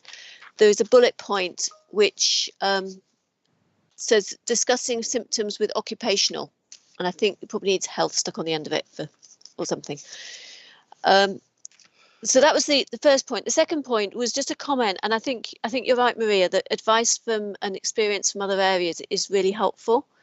I'm presuming that in terms of recruitment, the first sort of stages of sifting through for recruitment, people who are doing this who are doing that shortlisting are doing with name blind copies of application forms to avoid unconscious bias, and if not, then that's something that could immediately be taken up. Yeah. But Derby Museums, and I'm on whose board I'm on as well, they've been trying to do this. They've recruited a few more extra people because of the silk mill opening later this year, and they were particularly trying to improve their ethnic mix, and they were being told that they weren't getting enough applicants for the less well-paid jobs from people who are non-white, and the message they were getting back is you don't pay enough. So in some ways, I think particularly with things like apprenticeships, to actually point out the routes that people go from starting an apprenticeship to what you earn as a fully qualified tradesman, and quite relatively quickly. It's certainly comparable for people who are going through university in terms of your earnings by the age of 25. And I think we need to be selling that as a really positive thing to people doing from a, and then, you know, saying that this is where you start, but you end up doing a job like Sean. So, you know, the world's your oyster, really. And if we're not selling that enough, how lucky can you be? No, you're right, Lucy. And I know that Sophie Bancroft, who's the manager that looks after our apprentices, she's got a lot of ideas for how she wants to advertise going forward. And yes, we are particularly keen to get more non-white applicants coming forward for our apprenticeships, but also for more mature apprentices. Because that is an area that I really do think we can get into here, around supporting returners to work. Yep. And I know that is happening now really successfully in other organisations. Can I just come in, Mike, as well, and to say about the ageing workforce is actually, it's kind of like, it's a bit of a double-edged sword, because it's a compliment to Derby Homes that the staff team, it's a good place to work. People want to stay there. You have a loyal team. So yeah, so it's kind of like it's not a criticism, but it's just recognising it and then looking at how you can succession plan for that. Yeah. Sarah. Yes, thank you, Chair. Thank you for bringing this report. It's obvious that there's a lot of work going on in this area, and that's really, really encouraging in terms of our, you know, dedication as an organisation to equality and diversity. I was disappointed to note in the report the gender pay gap. It appears that our gender pay gap, when you work it out on the mean hourly wage, is actually higher than the national average, which is of concern to me.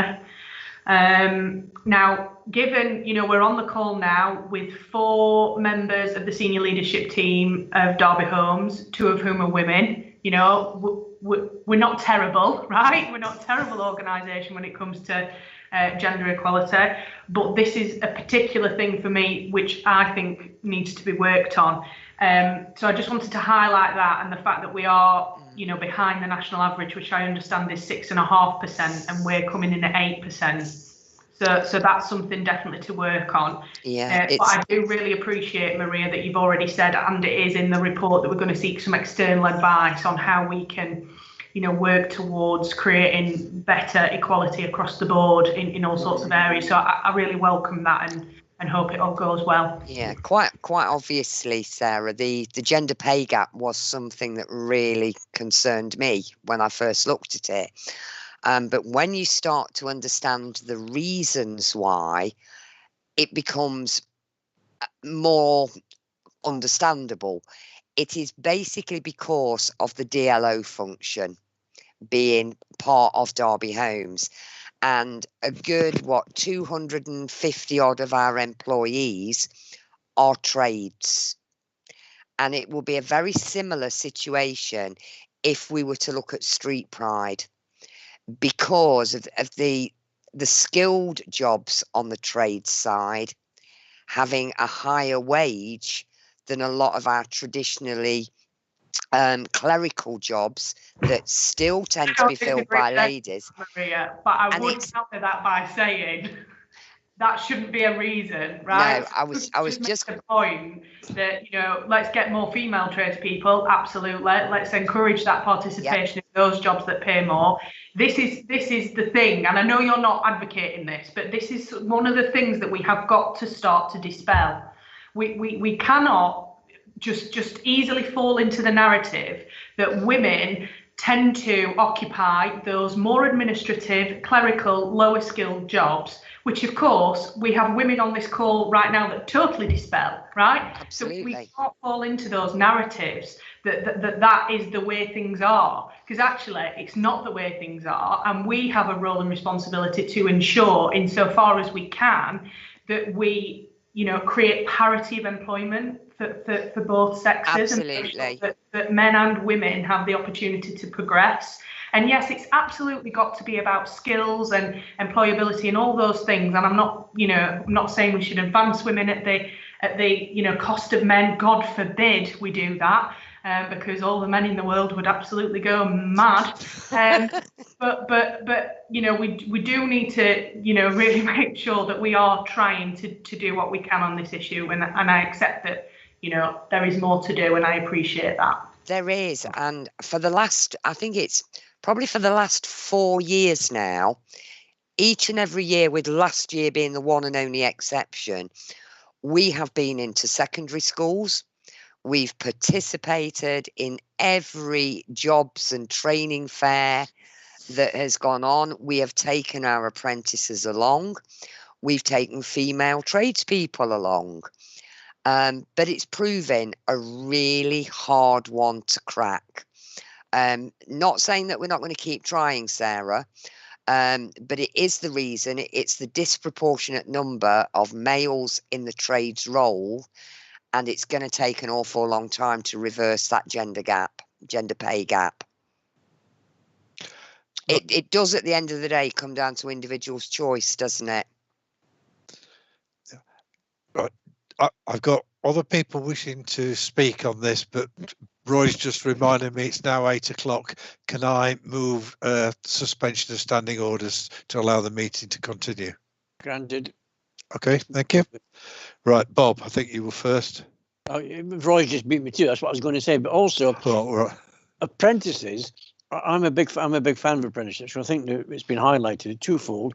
It gives a person a trade and a skill, and they can progress very quickly. But it can also help them with their education.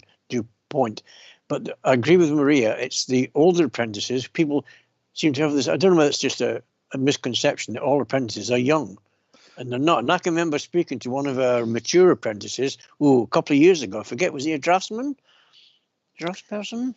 The procurement. We've got one in procurement and one in quantity surveying. I think it was quite one of the two anyway. And he couldn't have been happy the way he was for his age. He was quite surprised. And this guy, is a role model for older apprentices. And I think, the message has to get out there. You can do an apprentice. You don't have to be a youngster.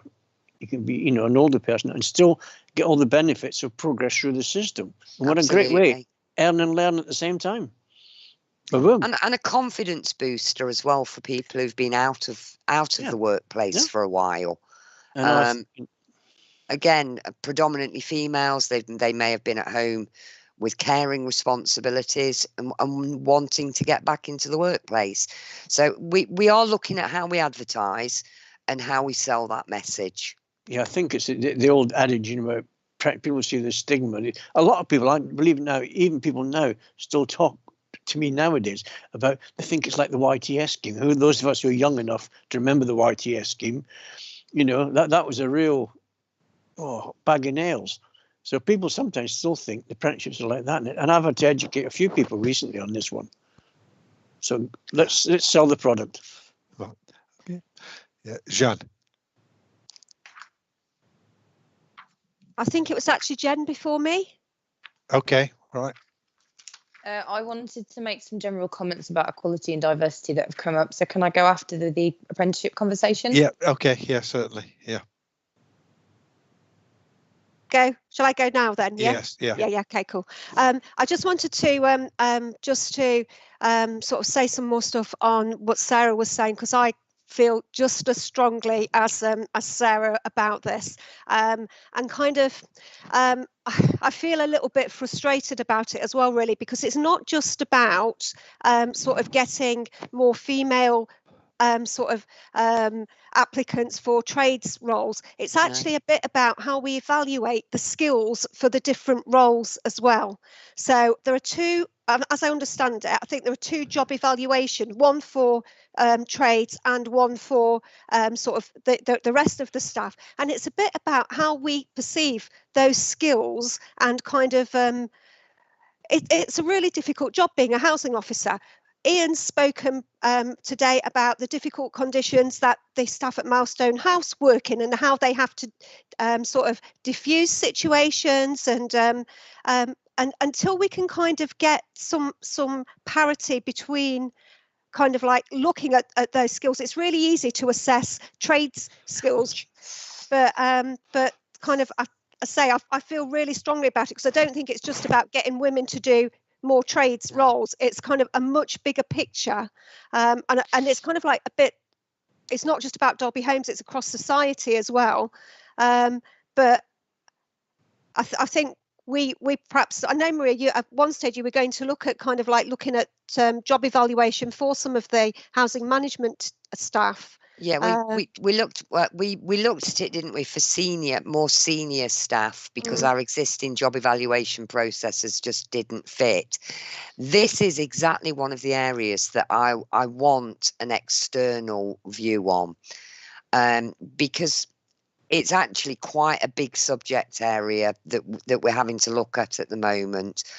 On trade side, one of the significant factors that is about to hit us is market rates, because as more work becomes available in the construction industry, the market rates of jobs that are being advertised for electricians, for gas engineers, the price is going up. Now, that's one angle we need to keep an eye on, because we have to compete to make sure we get quality people.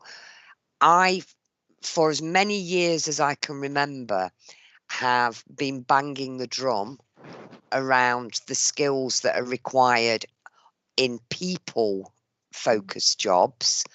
And yes, it's incredibly frustrating, but that is one area where I do want the external view to be able to help us look at this moving forward. I can see David looking very worried. Ian. I just wanted to comment further on the mature apprentice issue, Chair. All of my life, I've come across people who wasted their time at school and were actually good people and intelligent people, but ended up in dead-end jobs and had lost hope of sort of getting out of that situation. And a sort of mature apprenticeship scheme offers people like that who have reached a stage in life where they know they need to sort of grasp an opportunity when it comes, and would be very good mature apprentices if the opportunity was just there for them. So I'm very much in favour of, I'm not saying don't take young apprentices, but having a balance between more mature apprentices and younger apprentices. The other thing I just think, in the overall apprentices situation we need to be careful of, is that with all this transition to electric cars coming on, there's going to be a massive shortage of electricians in the building industry in the coming future, because garages, once electric cars take off in a big way, garages and the car industry is going to be looking for electricians, and it is a sort of job of the future. And we better watch that we don't lose electricians simply because we haven't trained enough. I think we should have, when we look at training electricians, we should sort of look at maybe having slightly too many rather than slightly too few, because I think there's, in the next 10, 15 years, there's going to be a massive demand for people skilled in the electrical fields, and every job, every sector in the country is going to be looking for more, but particularly the car industry, because you're not going to be able to have diesel cars and petrol cars in the future, and you'll need people who know about electricity to service them and to make them. Okay, thank you, Ian. Jen, over to you there for the general comments. Hi. So, yeah, it was just some thoughts that came up as we were talking. So the first one is that we've been talking about equality and diversity, and we referenced our new website earlier. Every single picture on our website is of a white able-bodied person that sends out binary gender signals, as in being man or women. And if we want to send the message that we have a diverse workforce and support diverse communities, that's our digital portal. And we have a really good in-house photographer. And rather than using stock imagery, could we not begin to actually populate our website with some pictures of our residents and our staff in all their diversity and in all the dimensions that they have? And so that was the first one. Recruitment. One thing that happens quite a lot in health is having people with the lived experience on interview panels, and I'm just wondering if anything could be introduced that would be similar, where perhaps we get residents on interview panels for members of staff at all levels of the organisation, because they really do bring an additional insight into what potential candidates could offer than, you know, people kind of inside the organisation. Without making too big a point of it, a number of potentially male members of the board kind of laughed when the fact that the menopause was brought in on this report, but it's actually an incredibly serious issue, and it would be great if we could take this further and potentially consider positive menstrual cycle policies as well in consideration for equality and diversity, because it has actually got a huge impact in terms of workforce days lost, you know, in terms of sick days, you know. And if you actually look at comparable days lost through mental health or something, I think you'd actually be quite surprised about how many that get lost. And, you know, I'm not denigrating any male members there, but the fact that it is still a bit of a taboo stigma subject, or something that is, you know, might be considered humorous in some contexts, it does show, you know, as a society that we do have quite a way to go. The last thing that I wanted to talk about was recruitment processes. I don't know if Derby Homes has got the double tick recruitment policy where you are guaranteed. What I would say, Maria, is that my experience of a whole range of public sector organisations who profess to be fully paid members of I know there's the single tick and the double tick, still actually have huge barriers to participation and even accessibility in a recruitment process before you even start the job. So I would really encourage Derby Homes, you know, again, to see if we could get, you know, I'm banging the co-production drum at the moment here, as this is something that was highlighted, but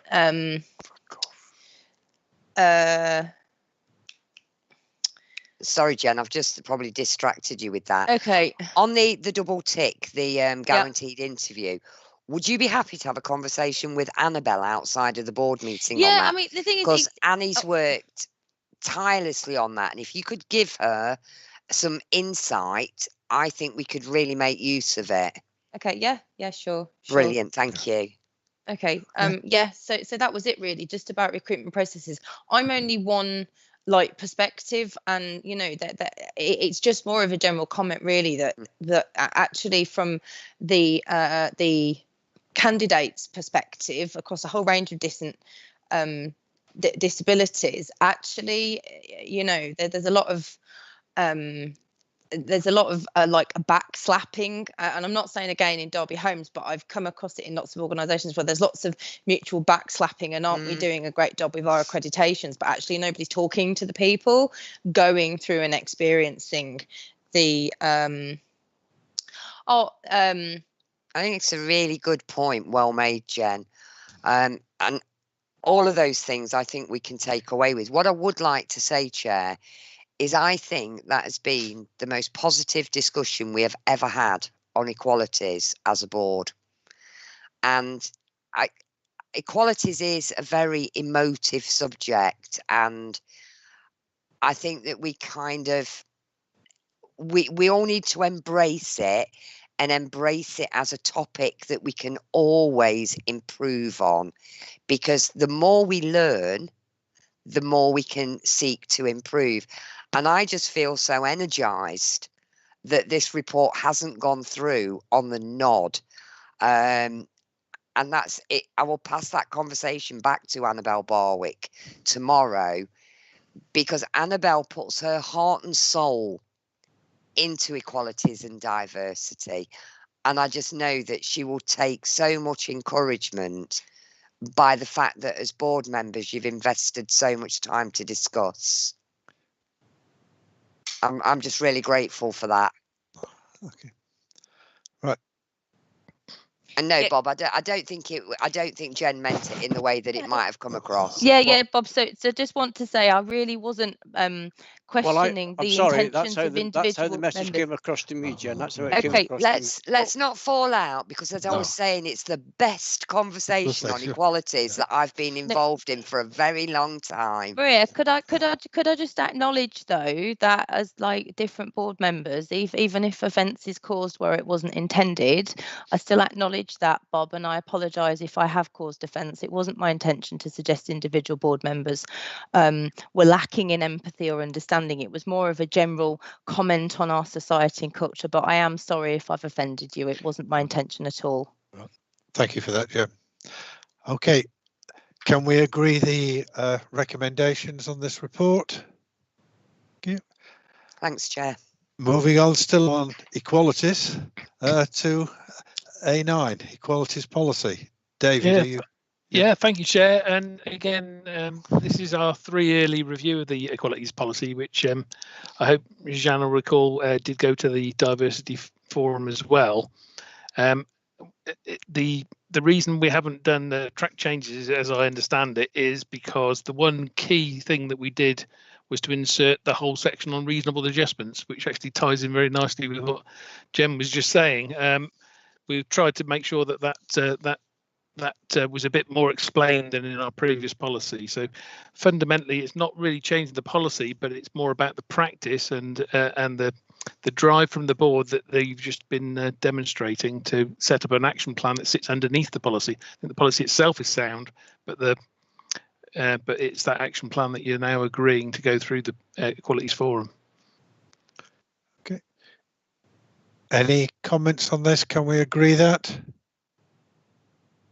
Yep. Okay. Thank you. Another policy then, A10, David, Data Protection Policy Review.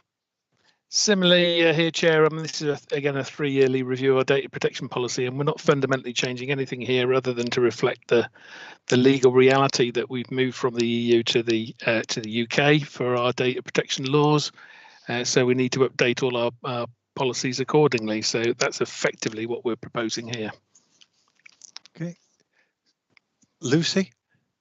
Yeah, it's just a way it's written on page 12, paragraph towards the bottom of paragraph 8.9.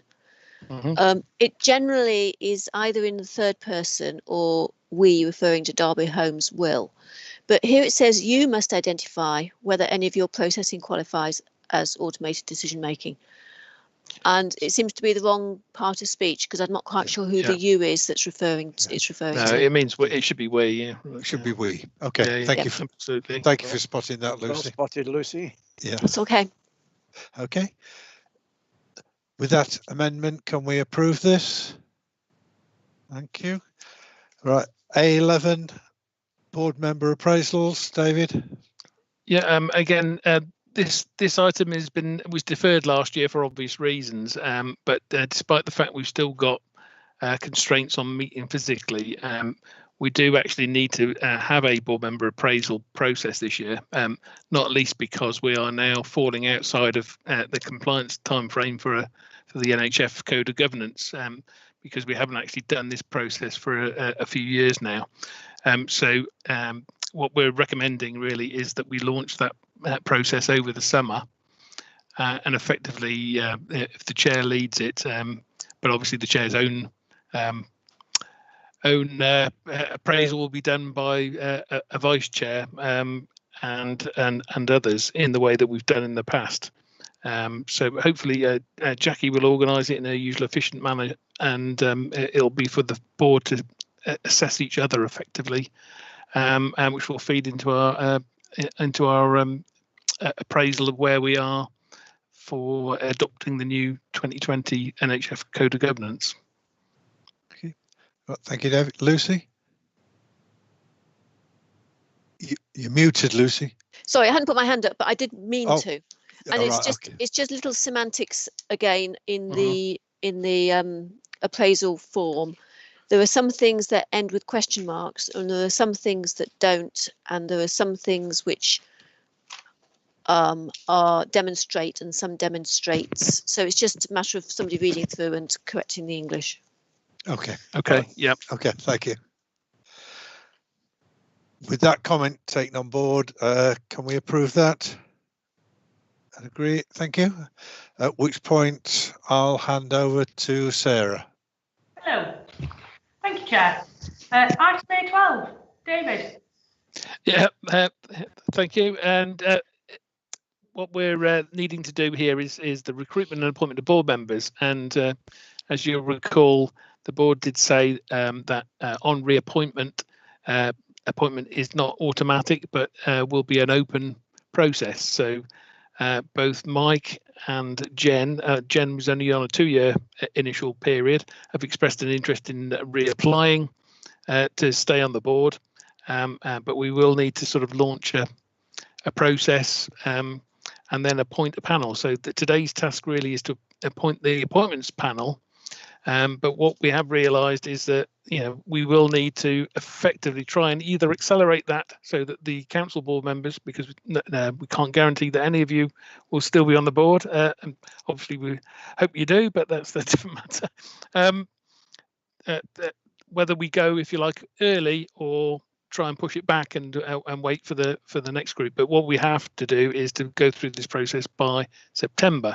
So in effect, what we're asking to do is to consider appointing an appointments panel, but equally we've got to consider the time scale. So I'll open it up for conversation, really. Thank you, David.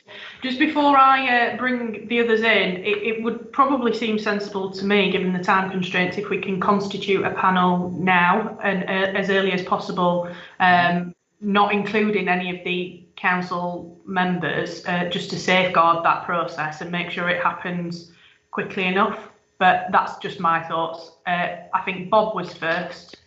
No, I totally agree, Sarah. I'm quite happy to offer myself up to continue on the appointments panel as in the past. I just thought I'd make that known if it's going to help the process. Thank you, Bob. As always, you're a star. I'm not sure who was next, but Lucy. Hi, and I'm on the panel for the operations board recruitment, and it was sort of suggested here that we might go on. I don't feel any need to be on the panel. I'll just make that clear. It's something I do because it's one of the roles that one takes if you're going to be a board member. But I'm also mindful that to have these new additional appointments discussions happening, it's useful to have people who know the applicants. And therefore it probably ought to be done, and if possible finalised before there is a potential change of council board members, or council board members shouldn't be included at all. Just in case neither myself nor Alan is back next time. If I could just clarify, I mean, if I didn't make it clear, because Jackie's put a comment in the side, we do also need to give external applicants an opportunity to apply. So you wouldn't necessarily know all the applicants anyway. Yeah, absolutely. But obviously, you would know the two who are applying for re-application. But yeah. Good. That's a good point. Ian. The point I was going to make was similar to the one Lucy's just made. I think it would be better, if possible, to have people on the panel who know existing board members, rather than a council who perhaps knows nobody. I think that would be helpful. I think it also would be helpful if we did have someone who is independent, someone who is a tenant, and someone who is a board member. So I would be in favour of the existing panel that's named in the report, if all those are willing, I would be in favour of suggesting that that panel keeps going, and that if possible, it's done before we have the new council members appointed, and that covers both the points that I was concerned about: people who know about Derby Homes and know about the people in Derby Homes, but also all three constituencies on the board being represented as well. Thanks, Ian. Shan, did you raise your hand? I think it went up. I did, yeah, I did, and then I took it down. I was just going to say I'm quite happy to stay on the panel, so yeah. Great, thank you. Yeah. Well, we've had a proposal there from Ian, who suggests that the 3 members listed remain on that panel. Bob and Jan have already indicated they are both happy to do that, and Lucy said she had no particular burning desire, but she is listed. So if she would agree to do that, I think we can move ahead. Lucy, is that okay with you? Marvellous. So can we all agree that those 3 panel members will continue as they are listed in the paper? Agreed. Marvellous, thank you. Chair, Thank you. Back to you.